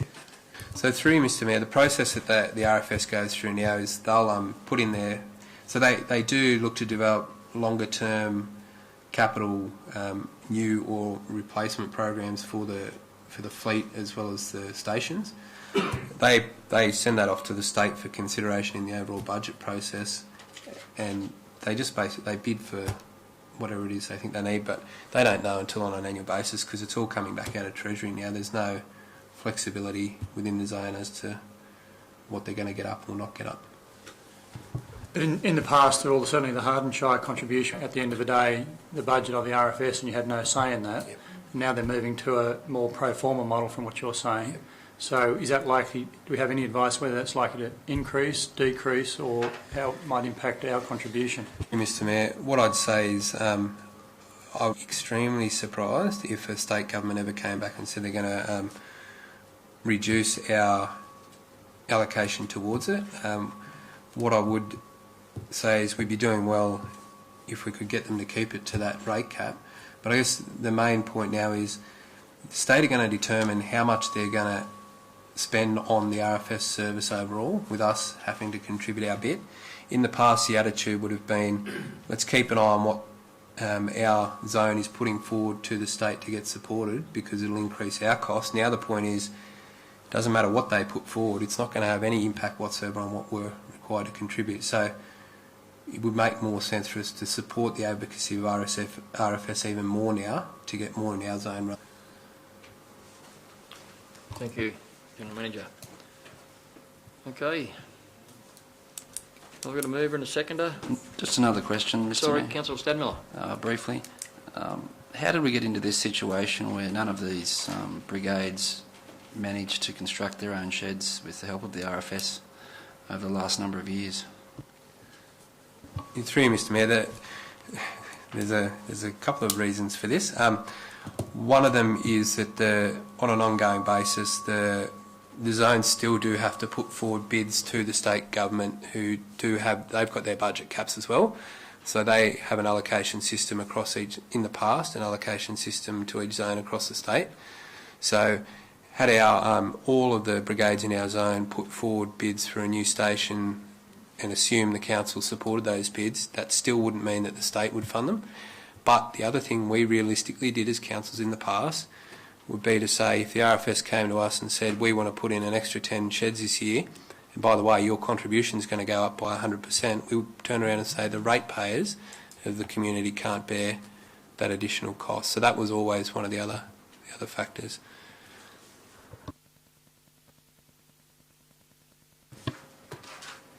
If there's no further discussion or questions or comments in regard to the matter, I'll put the recommendation. All those in favour? Again?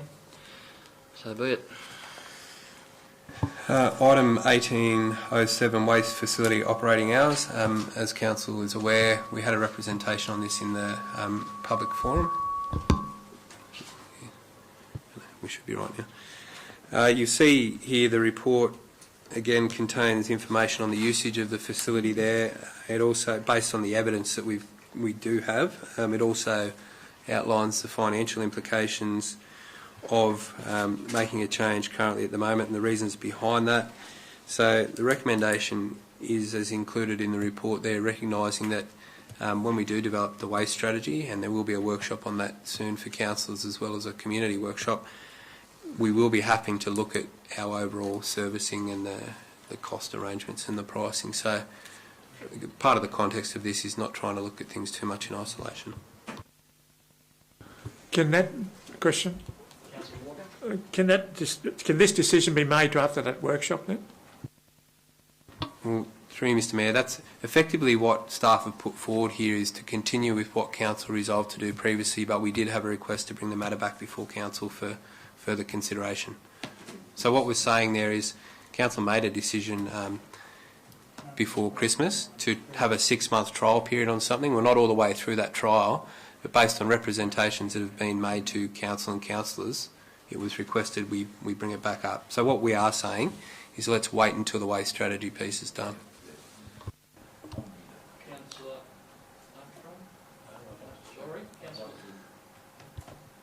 Councillor Armstrong. I'd like to ask the General Manager.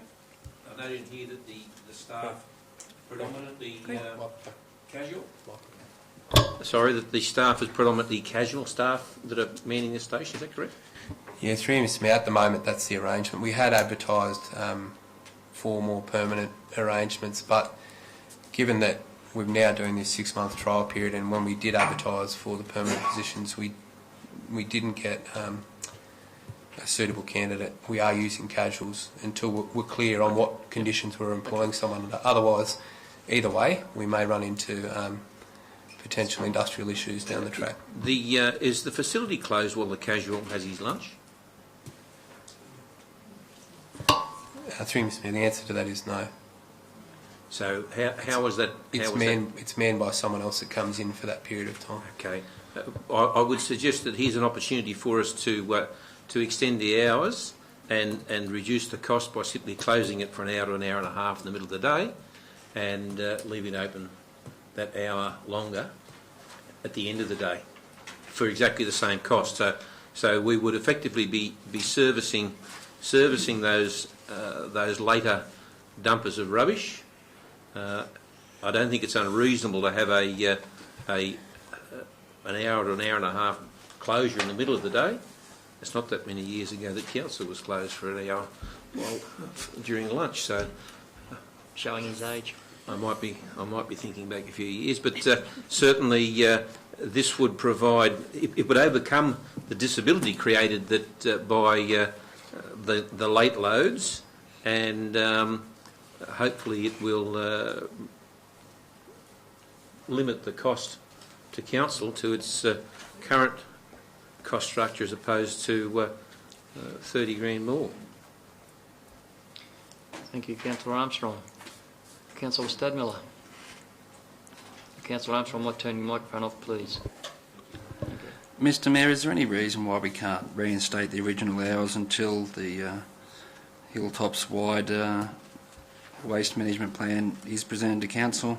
Mr Burns spoke before. The report states that any additional funds will need to be raised from the area. The report also states, based on current and historical usage of the site, opening the site for longer hours will not result in additional income.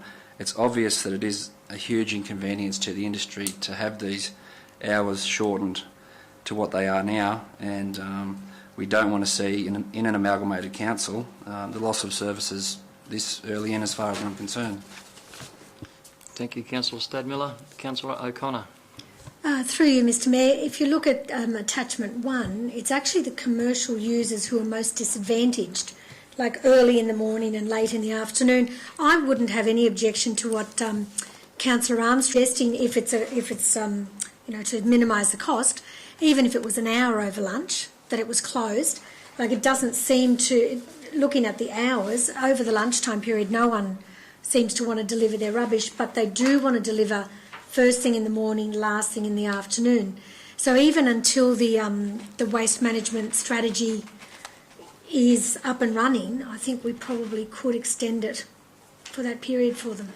Thank you, Councillor O'Connor. I might just foreshadow the fact that there could be a amended motion put to this matter, just by the sound of the conversation we're having, but at this point I'll keep going with comments or questions.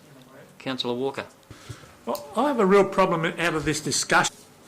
We've got the council point of view, the council budget papers, the council, how it impacts on them. May we consider the impacts of the commercial operators? And we've heard from speakers on more than one occasion that it does not suit them and they have not been consulted.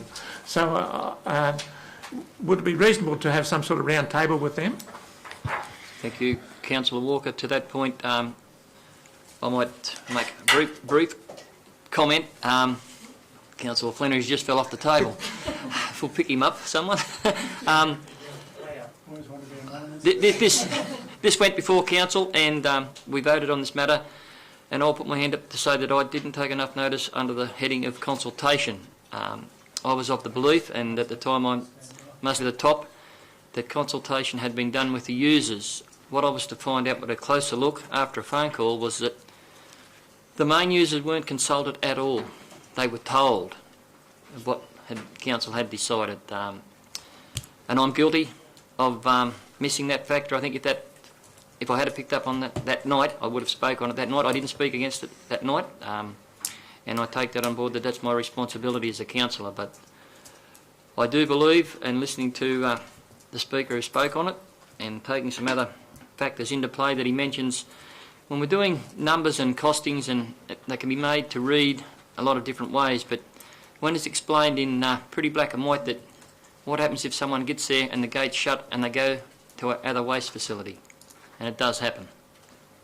And them costs, as Councillor Walker alluded to, aren't taken into consideration. So my take on it would be that I would take on board Councillor Armstrong's point about that there's something I hadn't thought of, closing for an hour in the middle of the day to extend those hours without extra cost, or we'd go back to the original hours until such time as that waste strategy is done. The other thing I will mention on the subject that was most disappointing, and it is something that will have to be looked at closely by all, in council I mean, after that decision was made, and that was one thing, and the signs were to be changed, they weren't. The old signs were still there. People were turning up because they went up and checked that morning, I've got the such and such a time to be here. When they turned up, the tip was shut. That's not satisfactory. We're better than that, and staff need to note that. And that's something that we don't want to see too much more of. It was a real inconvenience for people, and it's a bit of a blight on council. Having had my speak on that, I'd ask if anyone else would like to comment. Councillor Armstrong. Mr Mayor, I'd like to move an alternate recommendation, an alternate motion, that Council operate that facility between the hours of 9 and 4 with a 1.5 hour break commencing at 12:30. Sorry, could you just say that again, please? I was distracted. Sorry, Councillor Armstrong. I'd like to move an alternate recommendation that Council operate the facility between the hours of 9 and 4 with a 1.5 hour break from 12:30 till 2. We have an alternate... Called close, sorry, 1.5 hour closure. Okay. We have that suggested by Councillor Armstrong. Do I get a seconder for that? Sorry. Seconder for the Councillor Armstrong's. Seconded Councillor Horton. Okay, do I have anyone who would like to speak against that alternate motion? Only to see if you can amend, instead of 9 till 4, looking at the Amendment 1 again, the Attachment 1, I think it needs to be 8 till 4 and maybe go from 12 till 2. So you've got 2 hours where it's not open, because at 12, like, no one's delivering at 12, but people are delivering at 2. So that gives the people, the commercial people, that extra early hour in the morning and the extra later in the afternoon. I'd be quite happy to move that way. Councillor Armstrong's happy to abide and go along with Councillor O'Connor. Councillor Flannery. Mr Mayor, can I, in keeping with the general conversation that we haven't consulted, I would be supportive of a change to hours, and I believe, looking at Attachment 1, we need to be opening earlier in the morning, but perhaps we should consult with the users, the commercial users, as to what their preference. Note that we're going to close for an hour and a half during the day and what their preferred times would be, with the starting time at 8 o'clock, and perhaps it might be 3:30. We might take an hour off in the morning on Saturdays, but I recommend that we consult with users before we determine the absolute hours that we finalise. And I just, for want of labouring the point, in our economic development strategy, it does note that one of the key roles of council is service provision, and another one is facilitation. I think we've broken both rules in this one. Yeah, there's some points to take on board there. It is a commercial matter, but I'm open to the recommendation of consultation with the users. I've had pretty intense consultation through my phone from these users, and the one thing I can tell you is they want the times that are there now changed. And I'm pretty sure some other councillors have felt that. I don't know if the suggestion of a closure in the middle of the day has been put to them, but I'm pretty sure that any change to the current hours that are there now would be appreciated by the users up until we get to where we get that waste strategy management. Certainly we all, well, a lot of us stood here for economic growth and development, and this is, whether it's a housing site or a commercial site, they're going to have waste and rubbish to get rid of, and having them leave the site in the middle of the day to go and empty their rubbish into their trucks and skips is just ridiculous. Councillor Walker? Yeah, I back what Councillor Flannery is saying. In my mind, there's too many assumptions being made here. Until we do consultation, I think we're wrong to be putting any times, and I think we should be going back to the original times. We're only assuming that through the middle of the day doesn't suit them, and until we talk to them, come up with some sort of formula, I don't think we can. Well, I'm not willing to back any changes. Okay, I'll take that as a speaker against the amendment. Is there a speaker for the amendment? Yeah, I'll speak. Oh, someone's on. You go. No, Councillor Yeah, I'd like to speak for it. Thanks, Mr Mayor. I think it's a sensible compromise. I think the consultation also needs to take place, but we obviously need some extension at the moment, and I think this is a good middle ground, which will obviously be needed for the strategy anyway. Thank you. speaker against the amendment? There's no other speaker against. I'll ask for a second speaker for the amendment. Councillor Rolls. Mr Mayor, I'm basically for the amendment. The only query I have or concern is how does that affect having that 2-hour break? So it's really a split shifting a casual employee to do. How will that affect getting shifts? I would defer to the General Manager. My interpretation would be a casual is a casual for the casual hours they are employed, but I'll defer to the General Manager if you'd like to answer to that.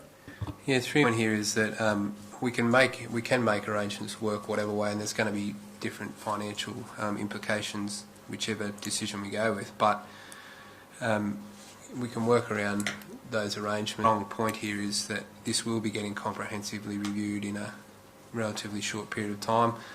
I think Councillor Armstrong's suggestion is, from a financial perspective, not a bad compromise, and the point is someone has to pay for the wages, irrespective of whether it's the commercial users or it is subsidised by other waste generators around the place, being the community in general. So, yeah, it can work. We can make it work either way. And my concern when I thought about the motion from Councillor Armstrong was exactly Councillor Flannery's point that we should consult on this, because one thing I can, without it's not providing any commercial in confidence information, one thing I can tell you though is that of the users of that facility, and there is not necessarily a typical commercial user either.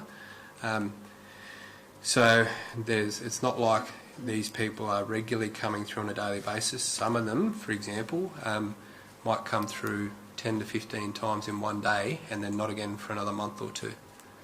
And yeah, so it's not like it's typical either when we talk about consulting. Thank you, General Manager. Okay, so I've got 2 speakers against, 2 speakers for. Would the mover of the amendment like to speak to them before I put it?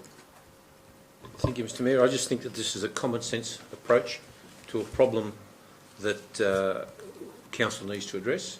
I recognise the fact that it is a service that we have provided in the past, that we have modified or withdrawn, and that's something that I don't like. This reminds me a little bit of the FOGO debacle in the former Hardin Shire Council area. People are paying for something that they're not getting.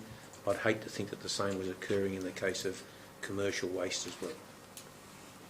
Thank you, Councillor Armstrong. On that note, I will put the amendment as moved and seconded. All those in favour? The amendments for 8 as per O'Connor's. The amendment as was Councillor O'Connor's, which was accepted by Councillor Walker. All those in favour? Again? So be it, carried. Thank you, councillors.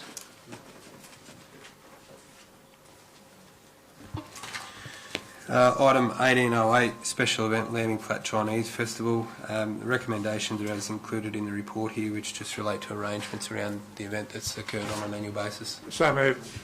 Moved Councillor Walker, seconded Councillor O'Connor. All those in favour? Carried, so be it. Thank you. One comment on that, Mr Mayor, if I may, would be a good trial for the permanent closure of that block, which I have mentioned to the poor young council on many occasions. I have heard that before, Councillor Wallace, and it's a very pertinent suggestion. Thank you.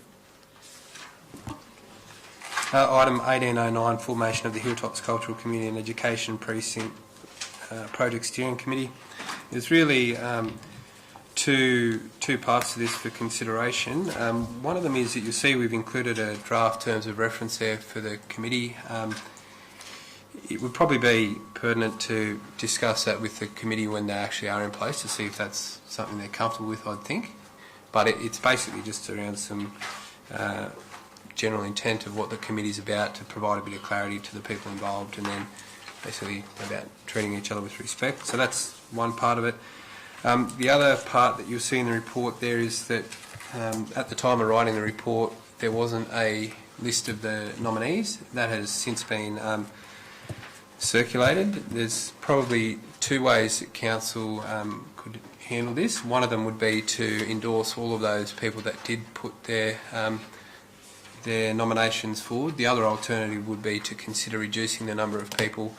What I would suggest is that if council wanted to go down that path, you would probably need to consider each of the nominations in detail relative to each other, and those nominations do contain some personal information. So if you were going to have those discussions, I'd suggest that part be done in close. But my recommendation to council, based on the list, would be that, which I think is approximately 24, 25 people, my recommendation would be to include everyone that wants to be involved in that committee to this point in time on there. I don't think we should consider allowing more people to come in after the fact. These are the people that have shown a genuine interest coming up front and want to be part of the project. Thank you, Mr. General Manager. I might speak to that. I indicated to the General Manager that being involved with this and the community's concerns. I spoke that if people were interested enough to show expressions of interest and wish to be on this committee, and I would take responsibility of chairing these meetings for the steering committee. I am not going to say any of those people don't deserve to be on that steering committee, and I'm quite comfortable that the full nomination, as it is now, that if they haven't nominated by now, it's a bit too late. They've had plenty of time, so I'm quite happy to work with all those people on that steering committee and hopefully turn them into a great asset for us as we go forward with this project. And I'd strongly ask for support from council that that be the case. Councillor O'Connor. Through you, Mr Mayor, can other councillors also be on that steering committee? Councillors are most welcome to be involved as much as they would like to be. Yes, my word. Councillor Stadmiller. Mr Mayor, briefly, slightly off topic, this is just forming the steering committee for the Cultural Community Education Precinct. I think no one concerned, it's already started within Harden as to the long-term future of the smaller libraries, such as Harden and BOOROWA, and how Hilltops Council goes about addressing those concerns into the future as well.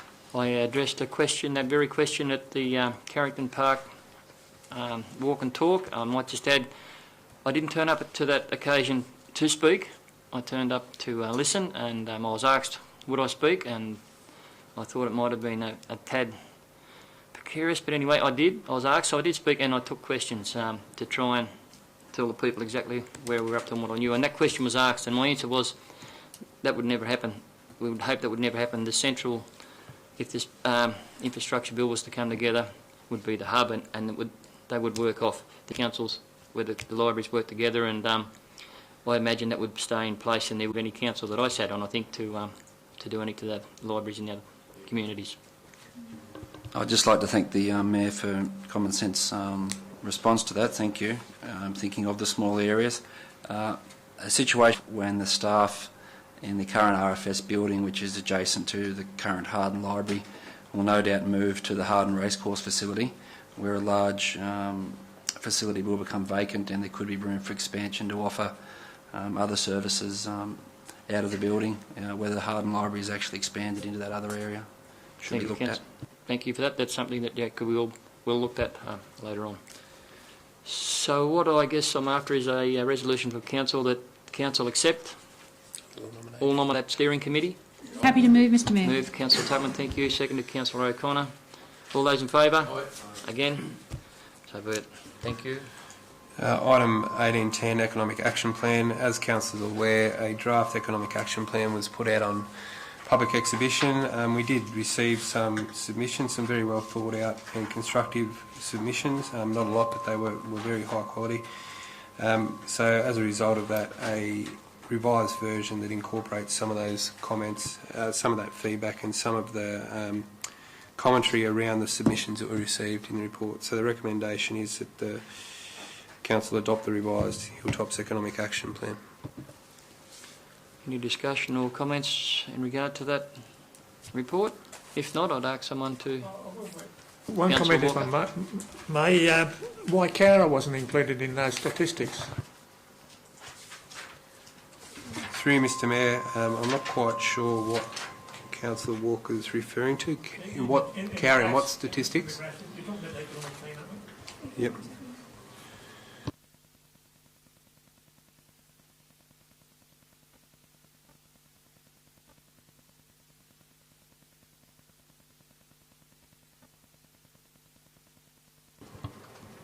So, through you, Mr Mayor, I assume you're talking about in the comparative, this in Appendix A where we start doing comparisons between the Hilltops LGA and some of the other LGAs.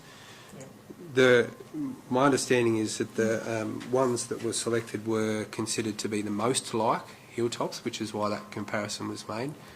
So, yeah, if that's something Council was interested in the future, there'd be no issue with us getting some comparative data together if you thought it was relevant, but I think this shows a pretty clear picture. Just through, Mr Mayor, just an observation. The colours that have been utilised in the line graphs, a very, very poor selection of colours, and I'd suggest that there be different colours rather than the same colour blue, with simply different hues applied. That's taken on board, Councillor Armstrong, and I'm pretty sure you'd get a lot of agreements around the room. And I noticed Councillor Wallace had a grin, as he knows you had lovely colours when you were doing graphs for the former Young Shire Council on the other side of the table, so that's well noted. I would like to thank Councillor Wallace for his great observation of those graphs. Thank you, councillors. So, Mr Mayor, just one comment. Councillor Flannery. As noted at the workshop we had on this, it's all good, but what Council does about it is the important thing, and supporting developments like Jason Brown's, the two very successful, significant businesses at JUGIONG, and leveraging off those, waste management is the true test of Council. These things tend to collect dust, and someone a couple of years later says, oh, what was written in that report? So you could spend $130,000 on an economic development officer, or you could help facilitate a business such as Jason Brown's to get off the ground by putting overtaking lanes in and an entrance for him, and one will provide for visitors for many years, and the other one will provide for someone going to a lot of fairs and achieving very little. Thank you for that, Councillor Flannery, and I'm pretty sure with your diligence and commitment to Council that may well be the case. So, if there's no more comments or questions in regard to the report, I will put the recommendation. Did I have a first mover and a seconder? I did have. Councillor Tuckman and Councillor O'Connor. All those in favour? Again? Carried, so be it. Item 1811, Action Summary Report, recommendation is included. The recommendation is there that councillors moved. Councillor Horton. Seconder. Seconded. Councillor Walker, thank you. No questions or discussion. I'll put the matter. All those in favour? Question, Councillor O'Connor. Sorry, I was just looking at the, I guess it's a question for the Director of Sustainable Growth. For flexible care, what does it mean on referral? Sorry, I just didn't understand what that meant. Oh, am I in the wrong spot? Sorry. What item number? Oh. Am I in the right spot? Yeah. Yeah. What's the resolution number in the left-hand column you're referring to? Gosh, hang on, I've just got to find it, sorry. In any event, on referral normally means being referred to a state government planning department or what. Oh, right, yeah, that's all. I just didn't understand what that meant. Thank you. No, I am talking about the DA, sorry. Thank you for that. Okay. All right. So have I got if there's no more questions in regard to that item, the mover and seconder, please. Councillor Flannery, Councillor Horton. All those in favour? Aye.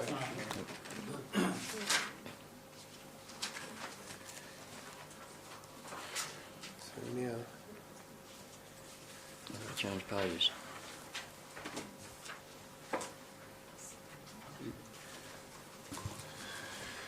so to item 1812, I'll just give councillors a sec, it's a bit of time to load. Everyone got theirs up? Yep. Item 1812, councillor induction and professional development. No. Are we on part 2 or part 3? Part 2, thank you. I was there, I don't know why it dropped off. 236 pages. I was on it before and it's just gone off. Anyway, carry on, it'll catch up. Yep, this is good, all good. So item 1812, Council Induction and Professional Development. I think the report's pretty self-explanatory on what this is about. You see the guidelines are attached there. This is something new that the government is looking to bring into place. One piece of advice that I can give here is that the Canberra Region Joint Organisation is also looking at this and potentially making a submission. And one of the considerations that's been put forward by the general managers to go to a submission is that should certain training become mandatory for councillors, there is consideration given to some sort of financial compensation for the councillors for that training. The reason for that is, the reason the general managers have taken that approach is that there's already enough disincentives for candidates to become a councillor. So if you've got mandatory training requirements that may mean you can't work for up to a week or 2 weeks a year, then there should be some consideration given to that.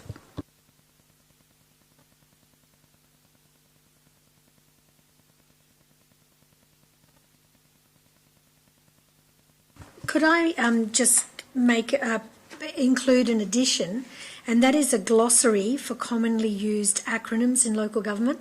As a new councillor, I've made my own now. It's actually quite complicated if you don't know what all the acronyms are, and I think they could include just the common ones. Sorry, point taken. Point taken. So you'd like that dot point added to the recommendation? Or go into a submission. Or into the submission. In the submission, okay. Everyone's happy enough with that to be put into the submission? That being the case, there's no more comments or questions. Would a mover or seconder for that? Councillor Stadmiller moved, seconded Councillor O'Connor. All those in favour? Again? Carried, so be it. The next item is the Model Code of Meeting Practice. Again, report is fairly self-explanatory. The recommendations are included in the report, as is tabled there. So moved. Moved Councillor Walker, seconded Councillor Flannery. Any comment, questions? Yes, thanks, Mr Mayor. I've got a few issues with this code. The first one is, I see it's put in, which is probably the smaller issue I have, is the deadline on council meetings. It might be fine and well for city councils to pick up where they left off the next day, but given the distances rural councillors travel and staff and commitments that may be there, I think that's probably unfeasible. In that respect, and given the time these council meetings seem to take at the moment, I would also like to put in a submission that after 2.5 to 3 hours we have a 20-minute break, because I start to lose concentration. The other more important issue, I think, is the pre-meeting briefing. I've got a lot of problem with this. I think it's a fraught suggestion because despite the fact that it says there will be no debate at these things, there inevitably will be, despite the fact that the council staff will seem to just be giving information, they won't be, because there'll be innuendo. Now, a good example of this is a matter that comes up in the closed part of today's meeting, where I won't refer to the specific item, but people probably know it was quite a complicated matter. But the report that has come to council for tonight is a very good one, because it explains quite clearly where we're at with that.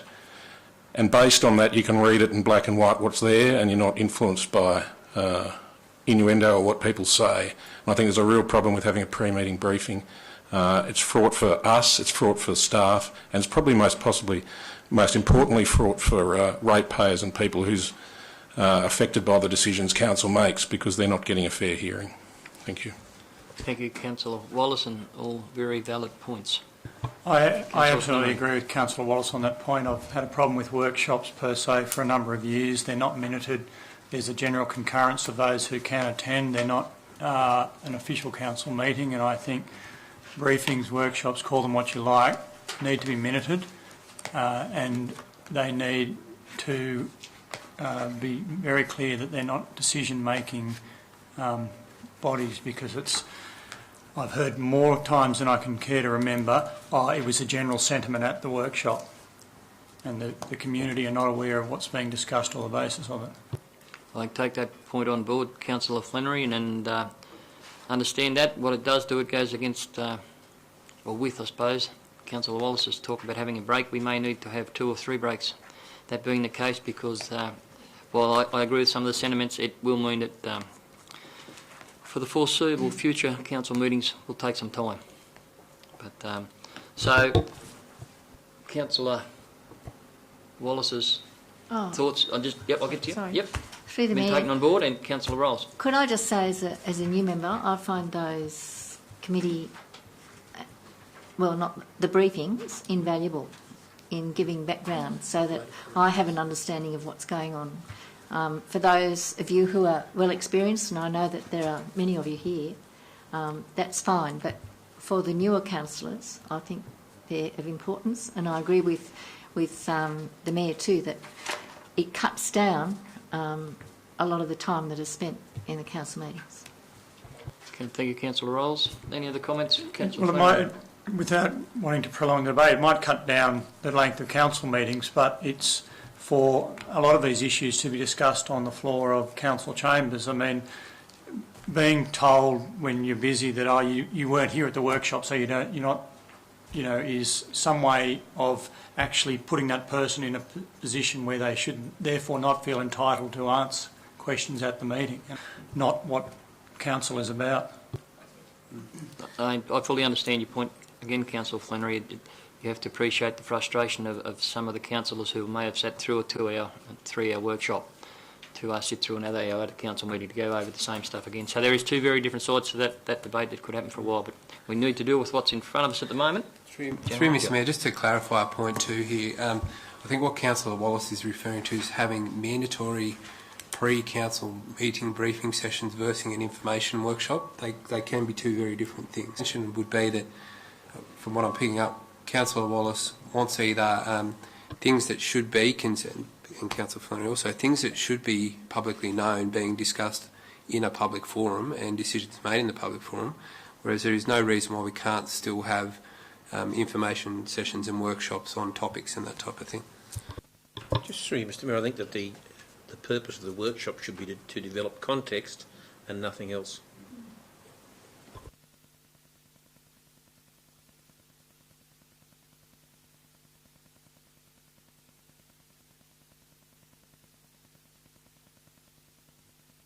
Sorry, can I just ask a question?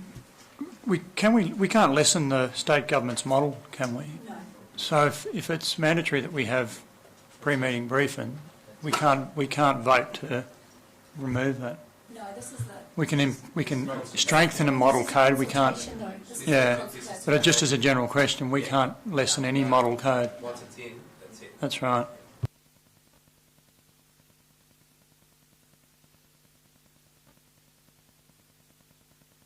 Yeah, so through Mr Mayor, I think the way the recommendation is worded still will allow these comments to get in there. We will still include those, and I guess the point is if you've got more input that you'd like to action on, that's the way the recommendation is worded at the moment. Should we be lobbying other councils on this? One council isn't going to go far if we believe there are significant issues. So we really need support of other councils. I think it's a point that's being picked up by Local Government New South Wales. So, I think they have some issues with the code because part of it is that your attendance at everything will have to be noted and put on the website. So, it's actually quite a lot more onerous in terms of its,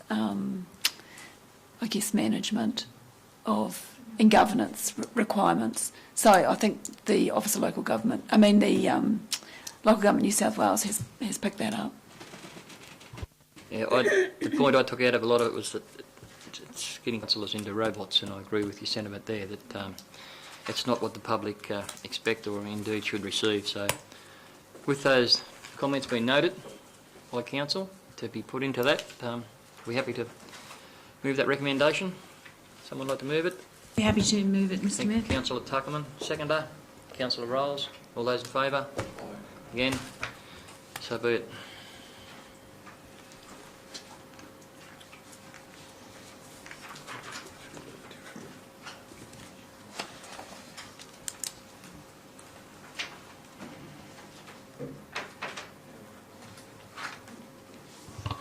Item 18.14, re-endorsement of Section 355 committees. The report is as included there. You'll see there's quite a long list of recommendations as it stands at the moment. So recommendations are as included in the report. Mr Mayor, gentlemen, I'm pretty sure I was on the Sports Advisory Committee. I certainly put my name forward.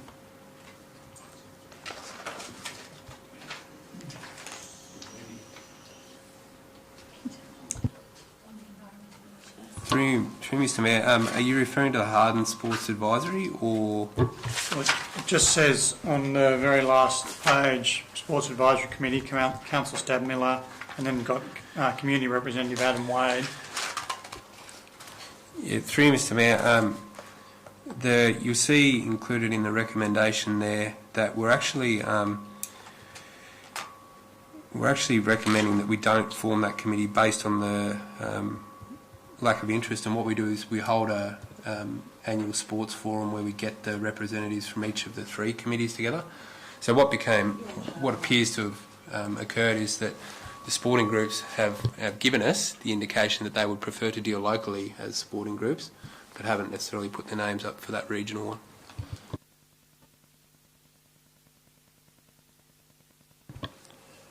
Any other comments or questions in regard to or speak about this matter?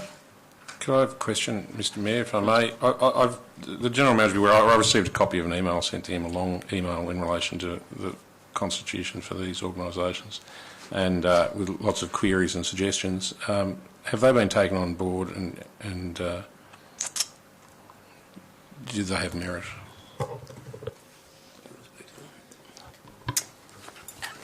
Some of them have been taken on board.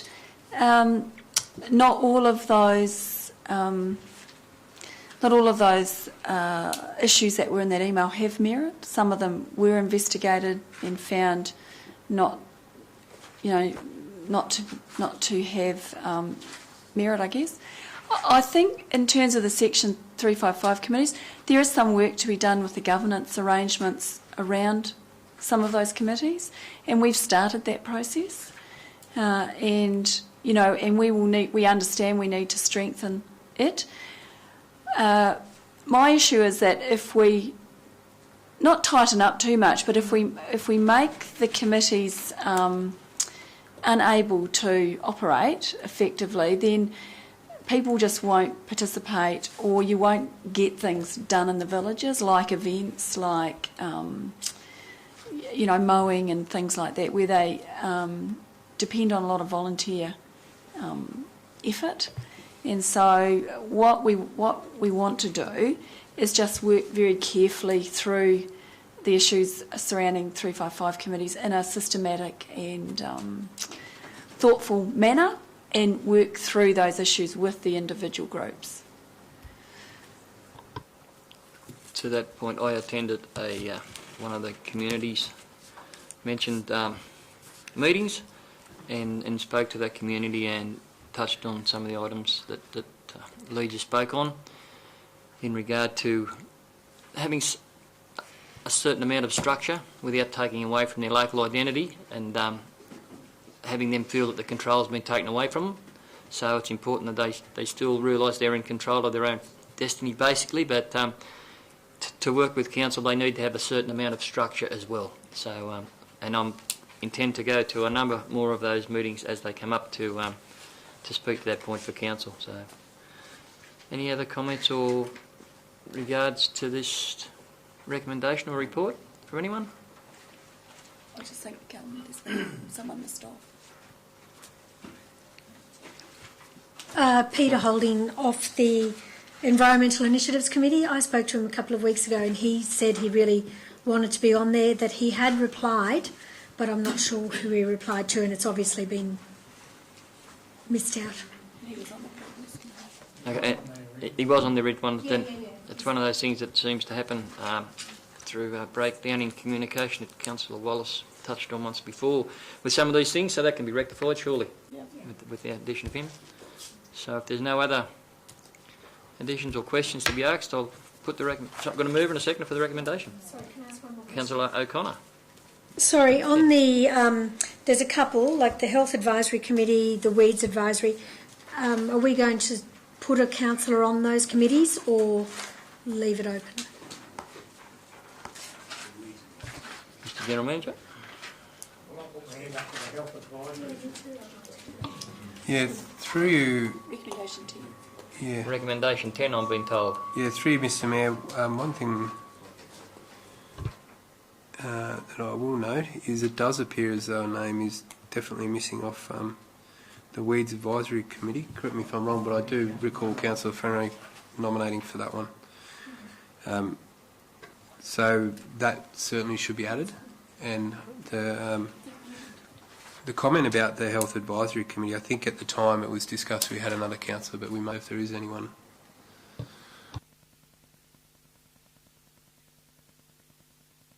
I could be an alternate for Councillor Flannery on the way. I'm pleased to hear that, because when I get approached in regard to those matters, I allude to the fact that we have two very strong personalities on council who could probably address those matters for them. So if you get phone calls, I'm probably to blame. Okay, so are we up to with the recommendations and the additions that we need to make? Any more points? You said you had a couple of points, maybe? Oh, no, sorry, that was it. Okay. Thank you very much for that. Okay, everyone's comfortable with that? So I'm after a mover and a seconder. Councillor Horton moved. Councillor O'Connor's happy. Those in favour? Again? So be it.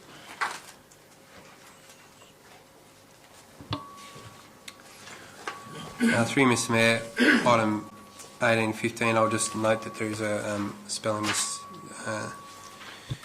sorry, not a spelling mistake there. This repetition to the Canberra Region Joint Organisation, Council to be aware this is the third time it's come up now. The reason that this report has come and the resolution has to be worded this way is because WINGECARIBEE have now resolved to want to be part of the Canberra Region Joint Organisation, and to allow that to happen, our resolution has to reflect that. So certainly a positive from the region's perspective that they've decided to join after several years of resisting. And just a further note on that, I mentioned that the General Manager and I were present at a meeting of that organisation on Thursday, and what was really warming to me was the fact that there was representation there from the Wagga Council and from Snowy Valley wishing to be associate members of the Canberra Region Joint Organisation, and both gentlemen spoke and said their regard and their interest is because they can see the great foundation, the great work that's been done by that organisation when it was basically a pilot, and they thought it would be really good basically to latch on. They can see a lot of merit in it. They're all working in their own particular areas with their rocks and what they might do with JOs, but by being there and speaking, it was a great acknowledgement to the people who's been there well before I was involved with it, who set this JO up, and the attention it gathers from ministers and people at the next level is enormous. I can assure you of that, and Councillor Tuckerman can allude to that, was once the chair of that organisation. It is a really exciting organisation to be part of, and all those council members really push together and put the priorities and work as a region, albeit the JO region. There was a small call from one council, which I can name was Bega, would have liked to see maybe a name change to take it away from the Canberra part, and the suggestion was could be southeast something. The Mayor of Bega spoke to that, but because that was what her council wished, a number of other councils, including myself, spoke to the fact that it would be pretty silly to change the branding and the name now after everything had been set up and recognised. And we listened to a couple of other councils say they'd like to be part of it, and then to suggest that name change wasn't going to happen, so that was quickly dismissed. But the organisation itself is very strong and vibrant, and it's exciting to be part of it. And as the General Manager has said, WINGECARIBEE had some difference of opinion about whether it would be advantageous for them to be part of it, but they have agreed that it would be, and they're happy to be on board. So the recommendations there to look at. And Councillor Stadmiller. Just a quick one, Mr. Mayor. Is it on the agenda at all with the other councils to lobby state and federal government regarding the Barton Highway duplication, which just lingers in the background for decade after decade, from what I can gather. I can assure you that the chair of the Canberra Region Joint Organisation is who happens to be the Mayor of Yass. Never lets the opportunity go by. It is strongly advocated for, and it mentioned at all sorts of levels, and was again mentioned today at our meeting with the Minister. So, yeah, very valid point, and the Mayor of Yass is well aware of that, so yes, it is. So if there's no more questions or comments on that, someone happy to move the recommendation? Councillor Armstrong, seconded. Councillor Horton, thank you. All those in favour? Aye. Aye, thank you. Item 1816, distribution remaining council sponsorship fund. I think the report is pretty self-explanatory. This was considered.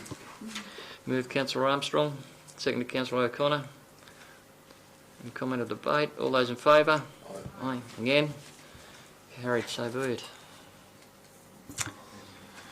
Item 1817, draft contamination policy. As you'll see included in the report here, this policy was distributed through the Policy Review Committee. It's now recommended we put it out for public exhibition, which is part of the normal process we go through, and depending on whether any submissions are received, the recommendation is it's adopted if no submissions are received.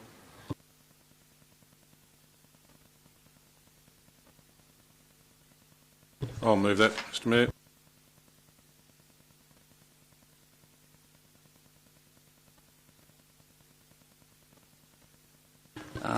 We're discussing here the cameras going in the garbage trucks, are we? Is that the correct part of the paper I'm up to? Yeah, through you, Mr Mayor, the draft contamination policy where we're trying to reduce non-recyclables in recyclable material. Yeah. Just a quick question. We'll be using the software supplied by J.R. Richards to determine whether there's been a breach, will we? And they'll contact us, and whose responsibility is it then to send a letter or enforce it? Is it council? Yeah. Through Mr Mayor, it is council. It's our responsibility. It's our service that we provide to the community. The mechanism we use is the contractors. Yep. The only issue I have with this policy is that if we do have residents that are suffering for dementia or are very aged and are confused, that there's an avenue for discretion to be used here, so that their bins will continue to be picked up if there's a recurrent issue there that they're not aware of. Just looking after the more vulnerable people in the community is all. Through Mr Mayor, just in regard to the course of action on the fourth occurrence, I know the Council will review the history and severity of the incidences, and if warranted will notify the ratepayer of the removal of the service. So as a punitive measure, the service is removed. As a punitive measure, the charge for the service will continue? Through you, Mr Mayor, the intention of the policy is, as it reads, yes. So people will be paying for a service that we can't render to them, that we've refused to render to them. Is that the case? Through you, Mr Mayor, that's a valid point, and I understand the consequence of where this could end up to. That's my concern, is that if perhaps some enterprising ratepayers decide that they didn't want to avail themselves of the service, then perhaps they would ensure that they threw dead cats and rats into the recyclables to have their fourth occurrence occur, and we'd remove the service, and then potentially they'd have something to grizzle about because they were paying for something that we'd removed. So I think that there needs to be a lot more thought going to this policy than has currently been put in there, so I won't be supporting it. Is it compulsory recycling?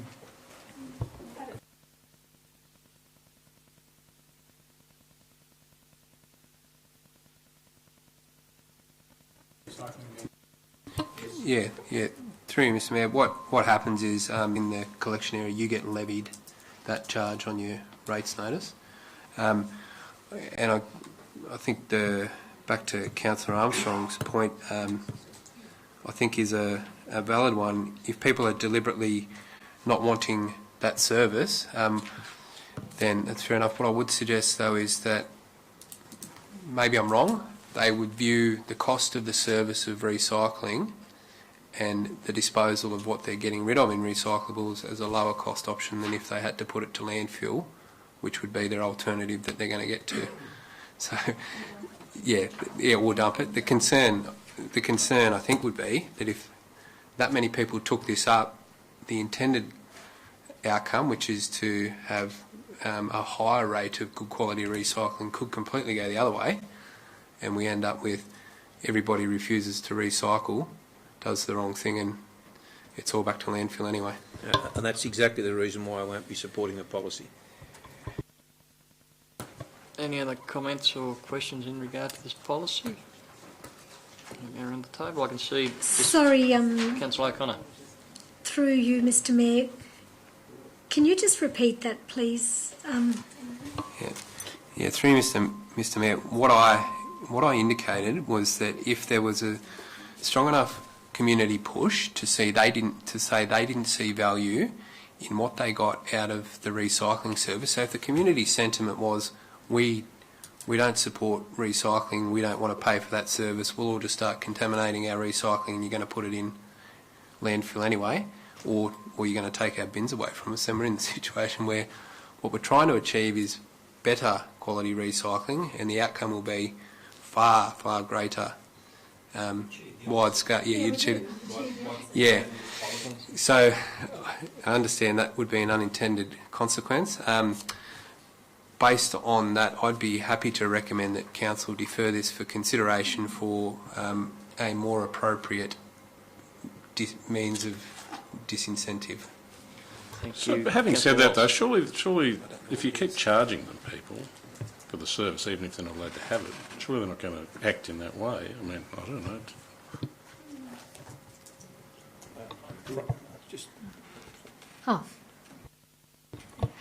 Through the Mayor, I presume by saying that we're still charging, in effect what we're doing, we're fining them. Is it more appropriate that an actual fine is given to them rather than just these letters? Through you, Mr. Mayor, this consideration is why I think we should defer it and put more thought into it. And Councillor Armstrong could go further on this point. That doesn't specify an end period either to a ban. One of the alternatives might be that we say it's for a 2-month period or a 3-month period, so they're still paying effectively, but they know that if they continue to do it, they will, over the longer term, be paying for something they won't get, but we give them an option to get back in. So I think we could do agree. I think we could do more work on this before we take it any further. Okay, councillors, I think I've heard the tone around the room that maybe that this is a matter that may be deferred for further consideration. Would that be a fair summation of what we're saying? Yeah, I'll move a motion to that effect, Mr. Mayor. Thank you, Councillor Horton. Seconder, Councillor O'Connor. All those in favour? Aye. Aye. Again? Aye. Carried. So be it. Item 18, draft internet, email and computer usage policy. Again, the recommendations are the same as they were originally for the last report.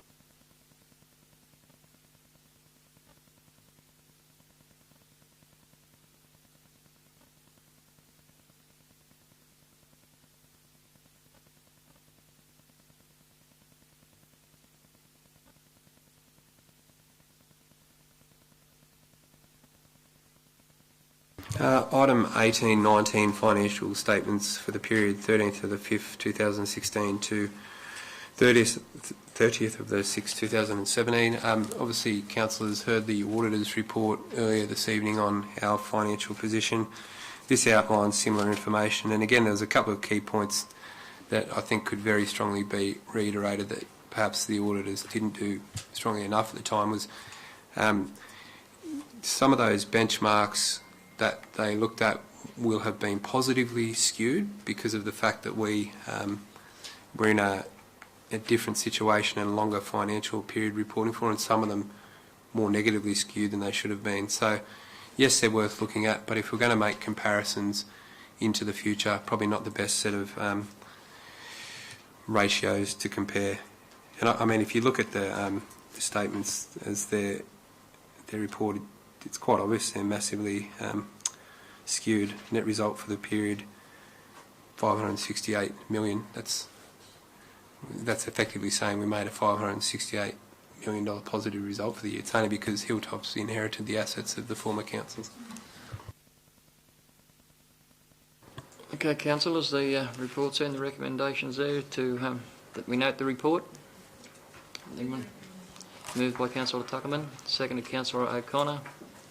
All those in favour? Aye. Again. Have it. Item 8, investments at 30th of November 2017. Recommendation is in the report.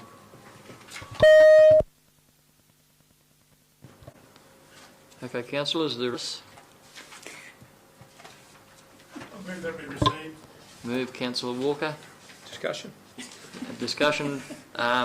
Councillor Armstrong. So I had a move. I think the Executive Director is expecting me to point out that there's an addition error in there, but I'll rise above that. The policy, this particular report is produced pursuant to the oldest policy, the first policy adopted by Hilltops Council on 24th of May. There are a number of risk-based pillars, assessment pillars that are applicable to these investments. I note that one of those pillars is essentially covered by the quality of investment, and I commend the CFO for including that in there. However, there is no reference in there to the qualitative measure of the volumes to be attributed to one single deposit authority. So I'd like to request that the report so it is compliant with the policy. Through you, Mr. Mayor, happy to provide that information. And I'll move that it be accepted with those with the notation that 3 and 3 is still 6, not 7. Thank you, Councillor Councillor Flannery, and Councillor Armstrong's happy to second it with that done. So, if not, I'll put that. All those in favour? Aye. Aye. Again. Have it. Item 1821, cash and investments as at 31st of December 2017. Councillors will note, make reference to how far positively we were getting ahead at that time with our interest earned. Recommendation is included in the report, but just for context, the reason that the December cash and investments is then followed by the quarterly budget review, then the January cash and investment in the quarterly budget review, as you see, recommending a positive variation to the budget to reflect the increased interest that we had earned to the end of December.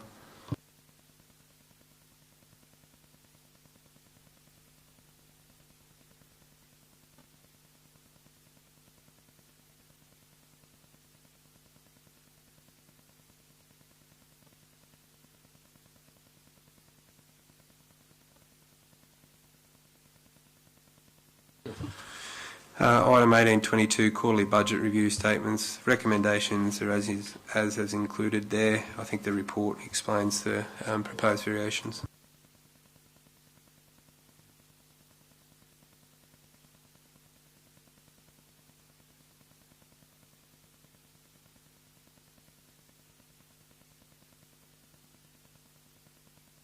Yeah, just one question there. It's in other expenses variation, note 10. That's Civica software maintenance. That's the system currently used by the former Young. Is it necessary for us to be expending these large unexpected amounts of money on a system that we're about to get rid of? Through Mr. Mayor, we don't have a choice, or our operations will fall over at the moment. As an update, we are progressing on track with the transition to our new system. With our, I shouldn't mention the date because of what the date is. Let's call it very, very early April is the go live date for our new finance modules and and supply chain. So we are very quickly starting to transition across. But yeah, we don't have an option at this stage.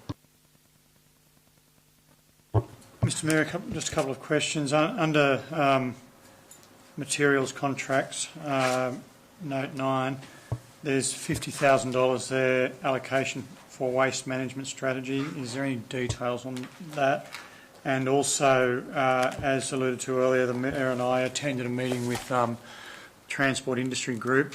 I am one of their they had 4 key recommendations to Council to follow up, or for the Mayor, and one of them was a heavy vehicle route study.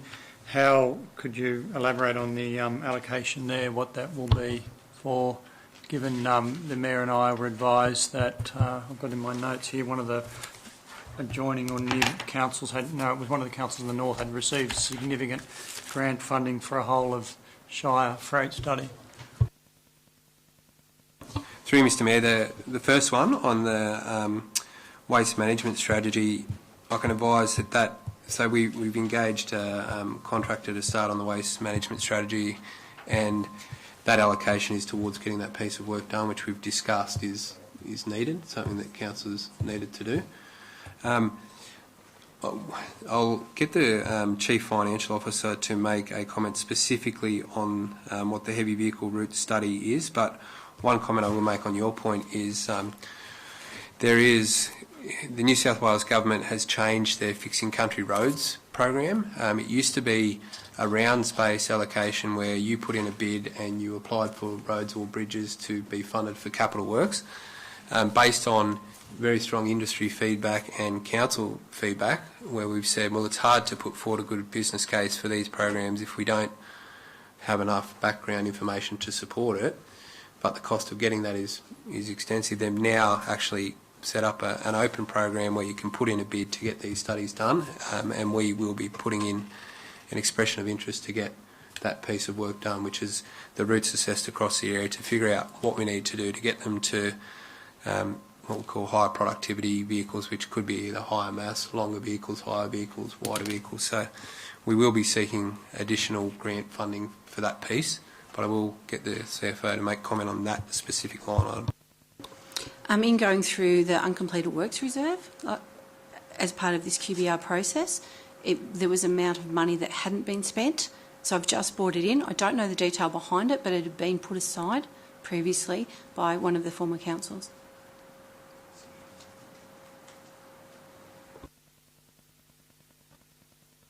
It wasn't a revote, but the money had been put into a reserve to be used for that purpose. So I thought that we should bring it in so that we could at least have a discussion and work on it. I can get further detail. We've been in training, so it's been hard to get access to our finance staff to get the further detail behind it, but I can provide that. Yeah, through Mr Mayor, we would have the opportunity to use that as leverage for grant funds, because one thing I can advise is our initial estimates for getting a route assessment done on, call it our key arterial local roads as well as the regional roads, was in the vicinity of 200,000. Can I just also add, it's an internal reserve, so if council see it in there and they don't want to proceed with those works, the ability then is to revote that or remove it. I don't think there's any question we don't want to, well, from my perspective, don't want to proceed with it, but at the meeting it was Shire from memory, and I think given they're probably smaller than the now Hilltops Shire, it was about 100,000 they spent on a Shire-wide study, or whether they got a grant for 100 and they matched it for 100, I'm not too sure, but certainly it's one of the key requests of the freight group that we do a Shire-wide, which is a big job, it's a huge job. That was taken on board at that meeting that I attended with Tony, and we spoke about, and those grant applications and for those grant funds to be looked after. I did receive an email from Annie in regard to that meeting stating that I said there was big responses coming. I think to Annie about her wording, I'm pretty sure I said, yeah, we take it on board. I don't know if I said I'd be able to make it all happen overnight, but that's a discussion I'll have with Annie. Okay, so the recommendation is there. And we had a mover and a seconder. Further discussion or questions in regard to it? If not, I'll put the recommendation. All those in favour? Again. So be it. Item 1823, cash and investments as at 31st of January 2018. One thing that I should specifically note is this report is now reflective of the fact that you did interest income in the quarterly budget review. So this report was written as if, we've got the adjusted budget now.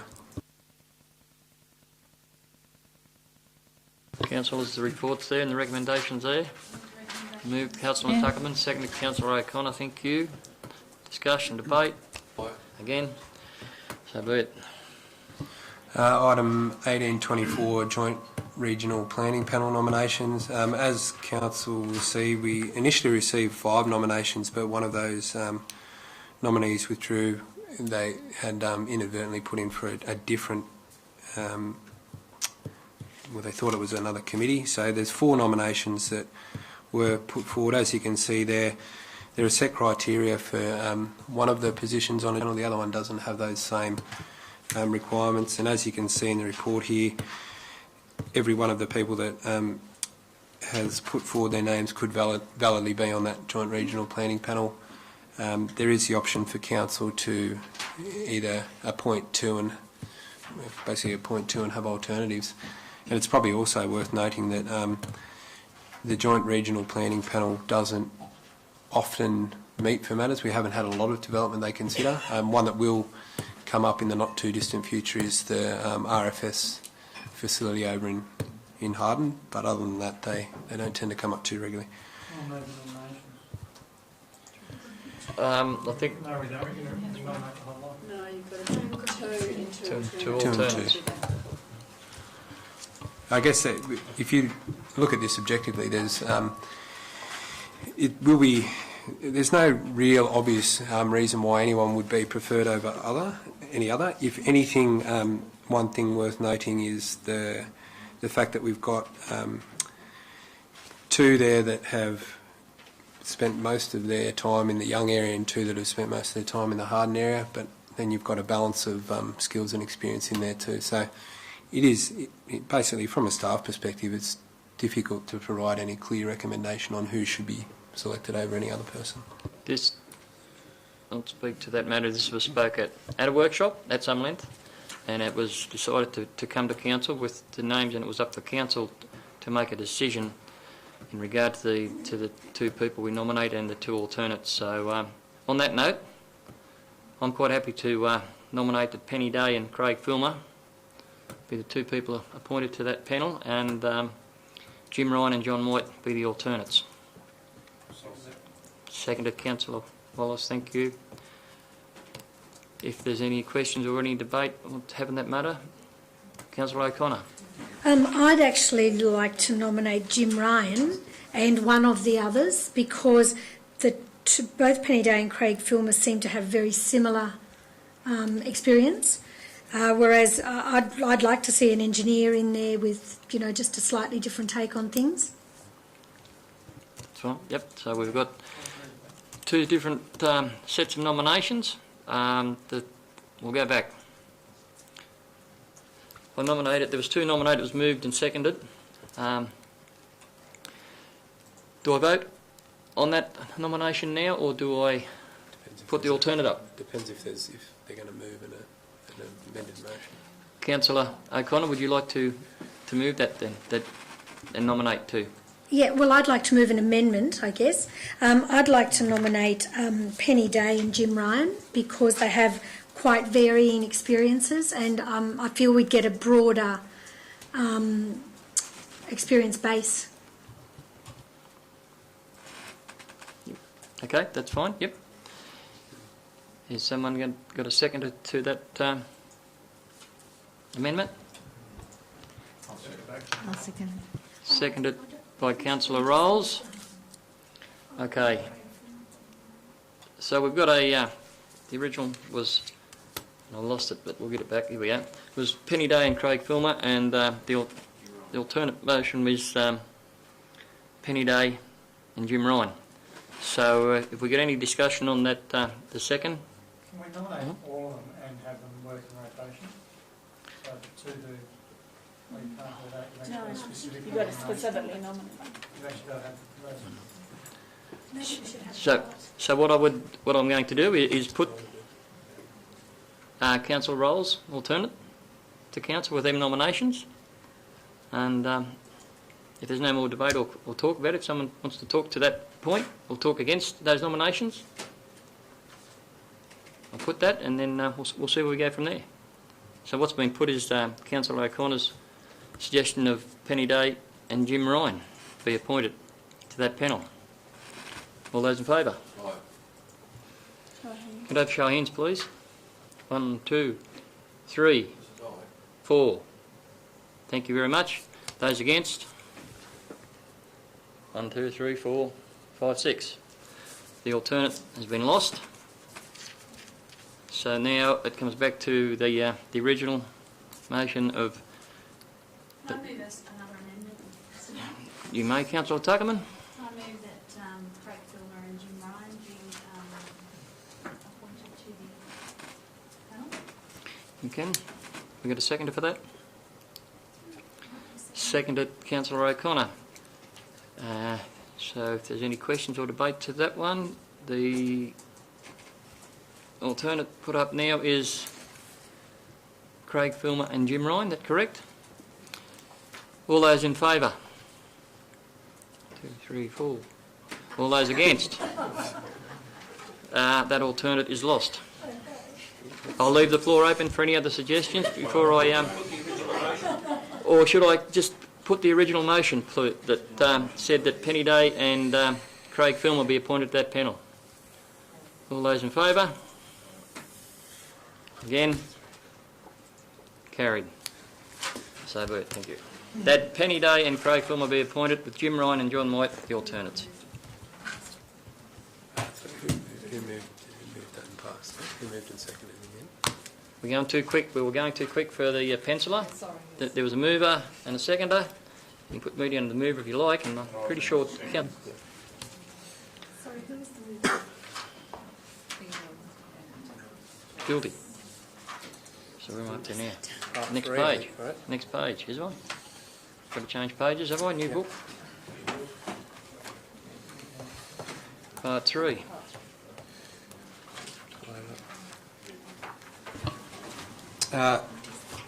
Item 1825, Bango WINDFARM Voluntary Planning Agreement.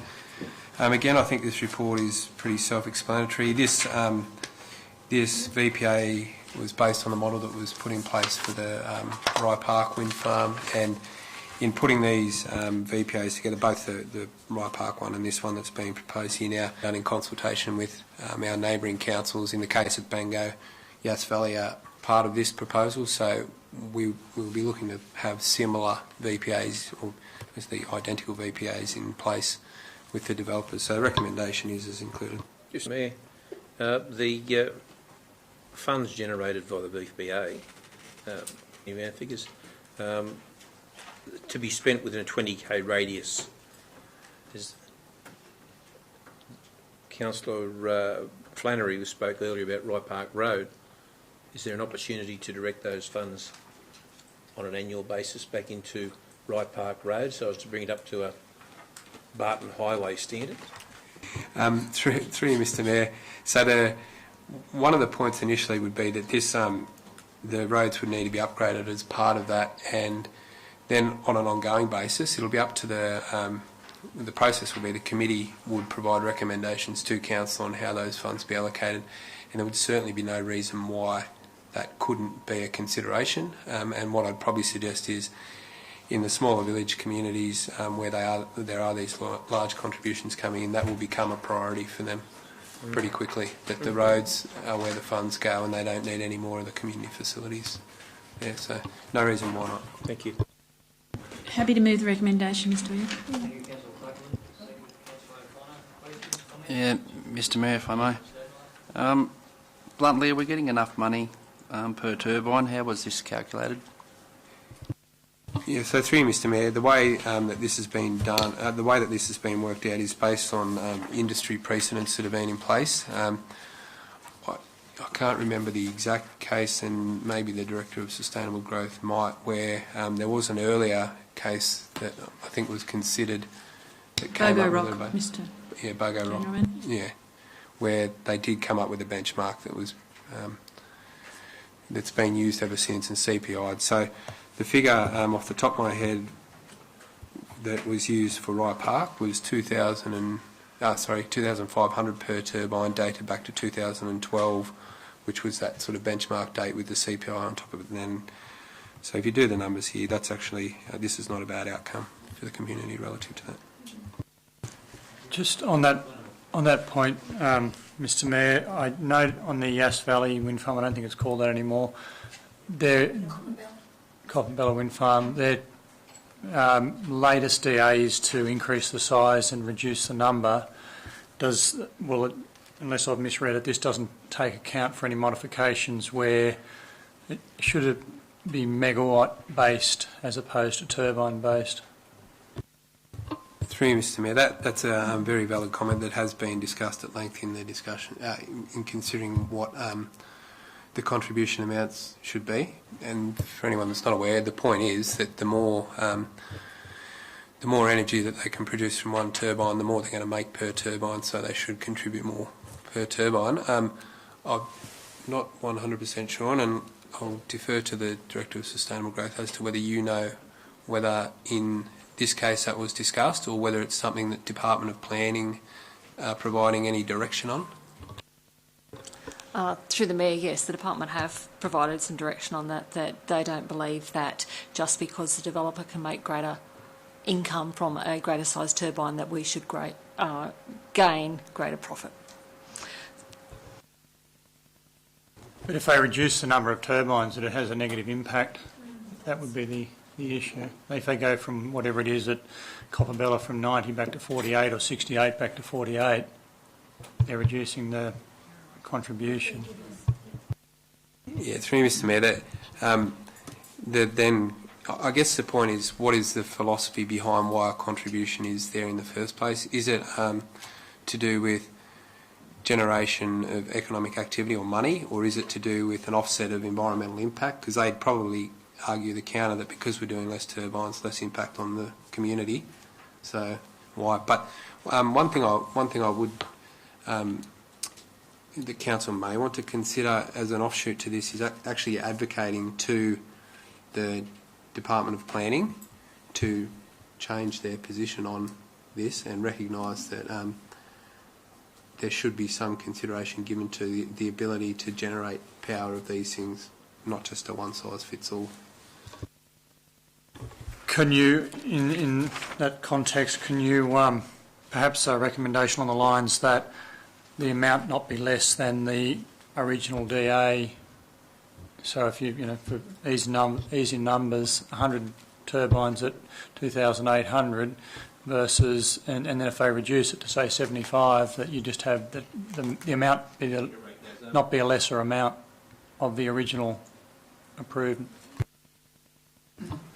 Through you, Mr Mayor, I know the intention of that. I'm just trying to think of how that could actually practically happen or ever be considered, because where the issue would be, say in this case, is if that is the direction that the state government is giving to the developer, that they have to have a fixed amount up front, irrespective of how many.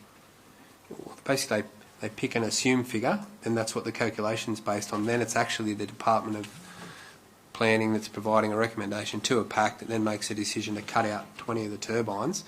I don't know what the legal ramifications of that would be for the state and whether they consider it.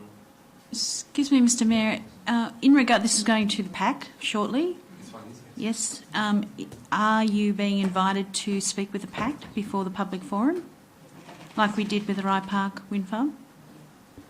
Through you, Mr Chair, we haven't at this stage, as the advice I've just been given, not directly invited to. Can we make sure that we do have that representation where Yass Council and Hilltops Council sit down and raise this issue with them? That is a concern to Council.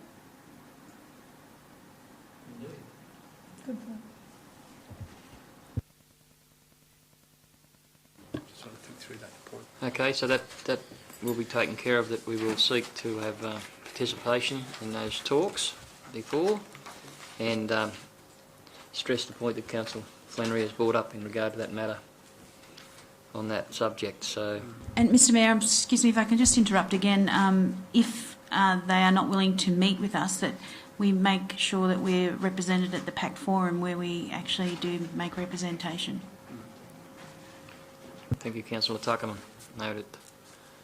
Okay, after the discussion, it's been moved and seconded.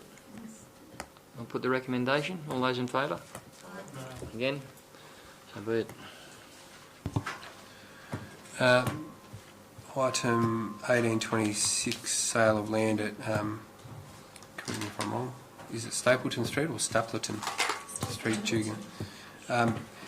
As you see in the report here, this is to provide a bit of context. The former Harden Shire Council had a flood mitigation plan for Jugiong. Part of that plan included a voluntary buyback scheme to buy back flood-affected properties, which was a partnership between the council and the state government.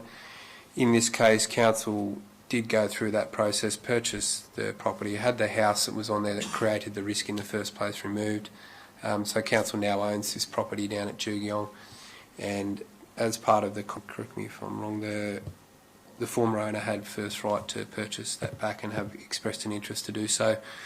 From council's perspective, if we were to retain ownership of that, realistically the only clear uses would be to lease it basically to someone else. We wouldn't have a practical use for a property like this. So recommendation is as included in the report.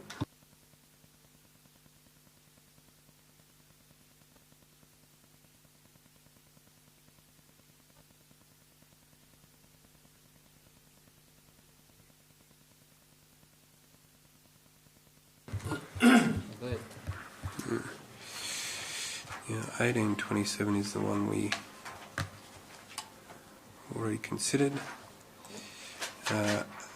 1828.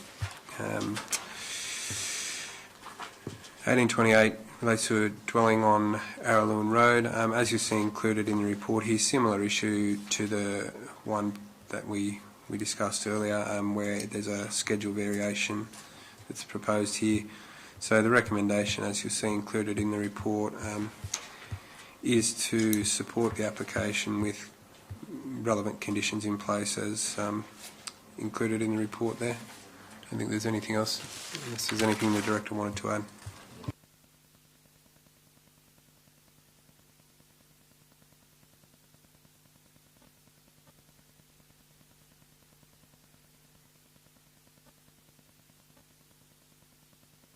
Yeah, sorry show that to be recorded. Yep, sorry, my fault. Show of hands.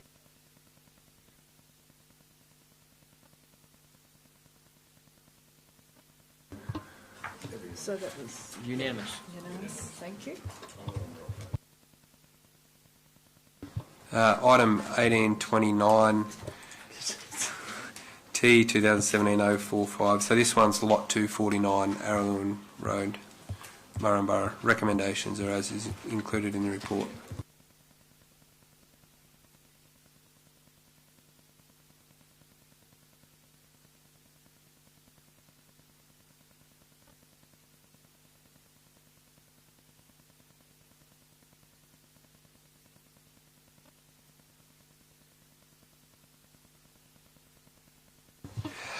Item 1830, development application stats for December 2017 and January 2018. Recommendation is as included there. You will note in this one that the net average processing time has pushed out a bit, and the Director will correct me if I'm wrong, but a contributing factor to that will have definitely been that we had a closed down period in between there, and that isn't a valid reason to stop the clock on any development, which will have put that average out by at least a week. Mr Mayor, just a question for the Director. The St Lawrence Home DA application, could you advise us on where that matter's up to or why the clock's been stopped? Is that their request?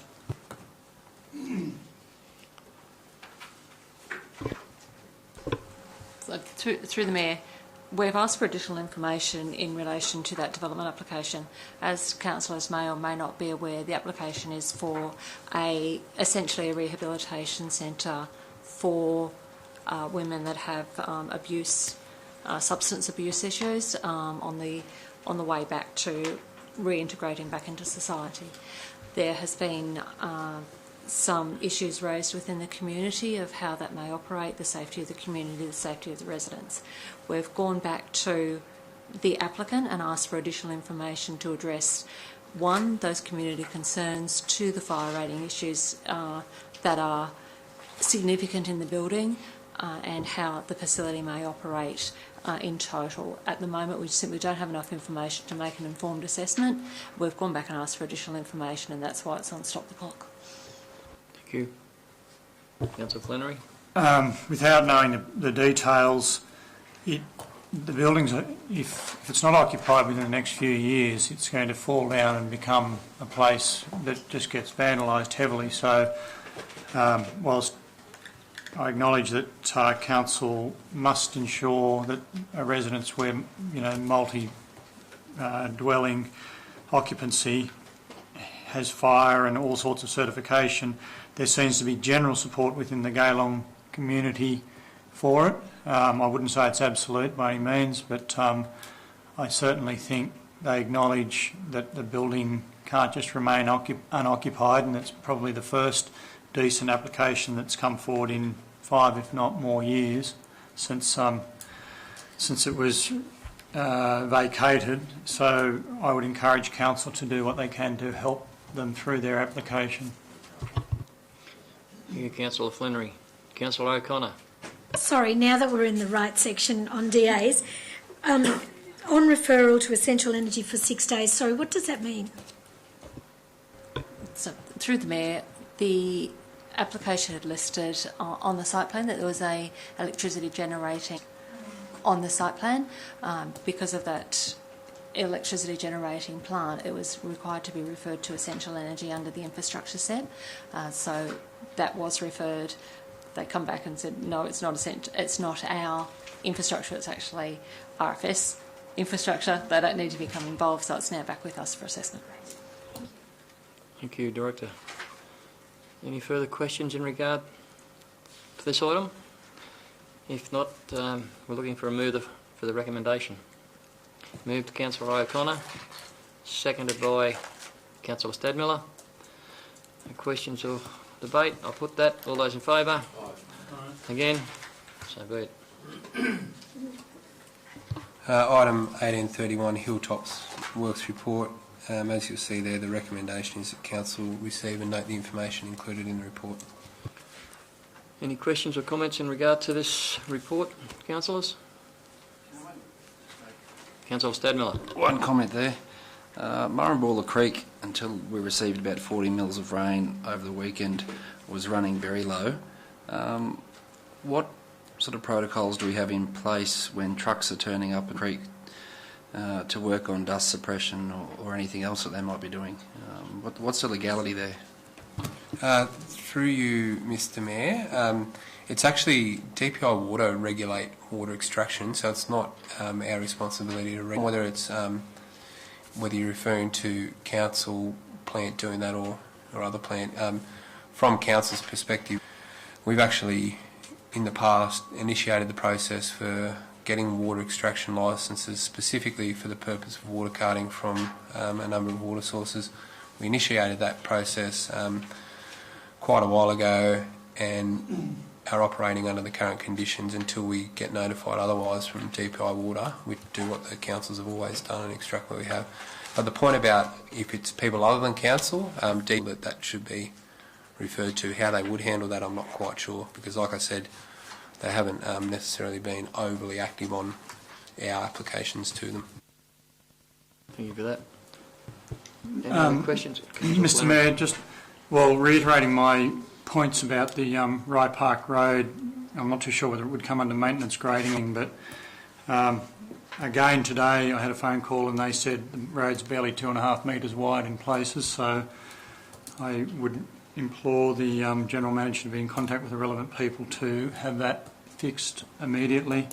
I note also in the report that there's noted no maintenance grading in the southern or eastern shires, and whilst this report was written before the recent rain, a number of roads that I'm aware of do need grading. Resheeting is perhaps more a winter or more favourable time of the year when not so much water is required. But I also suggest that there's a number of roads that need some grading with perhaps resheeting work. If you could, I just really can't understand how you can have no maintenance grading required for. I won't speak to the grading issue, but with the Rye Park Road matter, it's in my mayor's report. I travelled to Rye Park to meet some people down there the other day to go around the village and have a look at their concerns, and I travelled the road and they had concerns about it, and so did I, and I spoke to the General Manager in regard to that matter, and it was alluded to that there may be some funding coming via some agreements from other sources that may be able to help, but it would appear that that's hasn't come quick enough, and the General Manager has acknowledged that we may have to start doing some road repairs out there sooner rather than later. So it's on the agenda and it's been flagged. And yeah, as for the grading, I'll hand over to the General Manager to comment on that part. So, through Mr Mayor, just to comment on the Rye Park Road first, I have asked staff now to investigate whether we could get funding under the Fixing Country Roads program for that. It isn't gravel resheeting that's needed, and it isn't resealing, it's road rehabilitation that's the issue, which is the higher cost repair. The initial estimates are that there's probably about 4 k's of road that need full rehab, rebuilding basically, and that could be up to $1 million worth of work. So we're going to have to get a bit of work done on a business case to see if we can get the state funding for it. But that's the approach we're taking now, because we don't have the funds at the moment to just pull and do that. You comment on the road grading, completely acknowledge that given the wet weather we are going to need to be out and about, and I will have to take on notice why this is saying we're not doing any gravel road maintenance at all in the eastern and southern areas. But one thing I can advise is that I do know is the case is that we are focused at the moment on, with our graders in particular, on doing capital works projects, so getting the big jobs done at the moment. But yeah, I'll have to, and I'm happy to go back and just check that this is accurate, that we're saying we're not doing any resheeting, because that doesn't seem right to me for the full month. Thank you. In relation to Rye Park, acknowledging that there's significant structural work required, nonetheless, surely we should get a grader out there and do some bare minimum work to cover the edges. Could you also just elaborate the Coddington Park solar installation? Yeah, through you, Mr Mayor, just clarify for me, that's in the current construction project. Yeah. So what that one is, hang on, Carrington. You said Carrington Park. Incompleted, is it? Under Southern it says Coddington Park solar installation. Yeah, through you, Mr Mayor, I'll double check and confirm this. I think what this is to do with our EPA project on solar lighting, where you might recall we had the enforceable undertaking in place which said we'd put in some solar security lighting down in that park as one of our environmental improvement initiatives that we do. So that's what that one is, and I did get a head nod up the back that I did get that right. Thank you for that. Any further questions or discussion? Councillor Armstrong.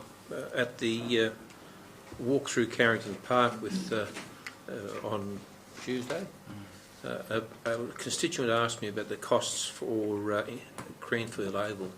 Could I get a copy of the cost to date for that Greenfield Oval job? Yeah, through you, Mr Mayor, happy to do that. I'm happy to circulate a budget overall, which includes the multiple parts of that project, because there is I guess what I was getting at is the fielding or the facilities or the parking, but I'll just provide an update on all that. Happy to do that. Okay. Any further questions or discussion on that matter? If not, I'll I need a mover and a seconder for a recommendation, please. Councillor Horton moved. Councillor Wallace second. Thank you. All those in favour? Aye. Again? So be it.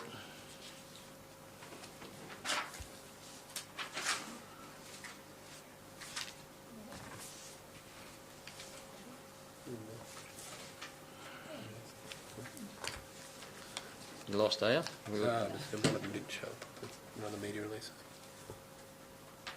Do you want me to put The correspondence there for action, you'll see there's a piece of correspondence there, and the recommendation is that we provide a letter of support to a relaunch of the Slow Down, Give Us Space video campaign.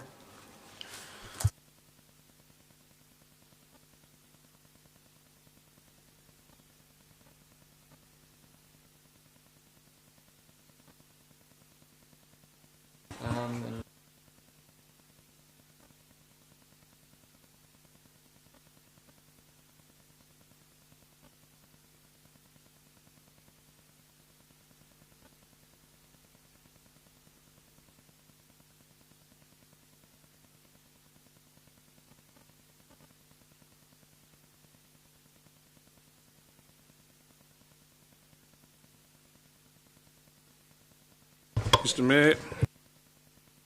Councillor Wallace. Do I have a seconder? Councillor Rolls. If there's no discussion or debate against the matter, I'll put that recommendation. All those in favour? Aye. Again? Through Mr Mayor, I'd just like to make one comment on one of the items in that list, because it may come up, and that's in relation to item 4, which is the Maringo Cemetery Columbarium.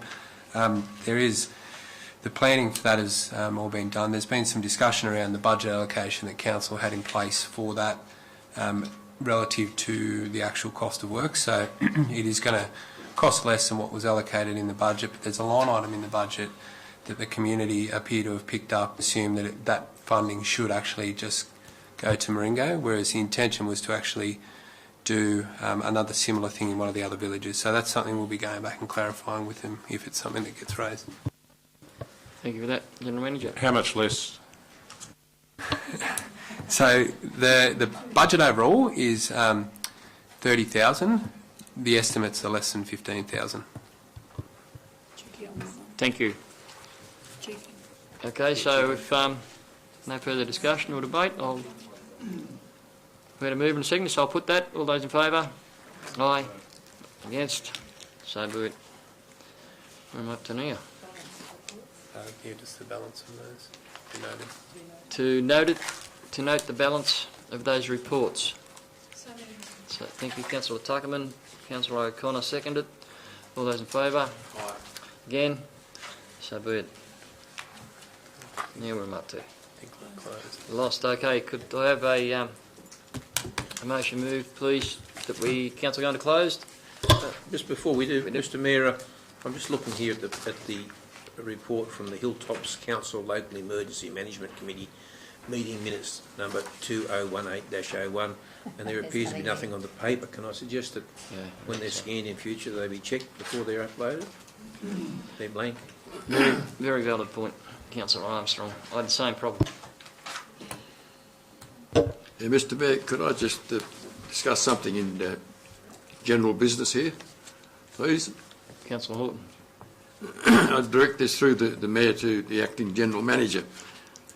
In the last month or 6 weeks, I've had quite a few people concerned about the turnover of staff, the number of staff leaving, executive staff, office staff and outdoor staff. Also, I've heard that there are others looking for jobs elsewhere. And I've asked, why are they leaving? The reasons I've been given is poor management and poor leadership. I'm wondering if councillors could have a list of those staff that have left over the last 6 months since it's been a Hilltops Council, why they left and what actions taken to replace them and make sure it doesn't happen again, if in fact we're at fault. I'll take this on, and that's probably a discussion that could be had at another time. I don't know if it's pertinent that that matter is raised now without notice.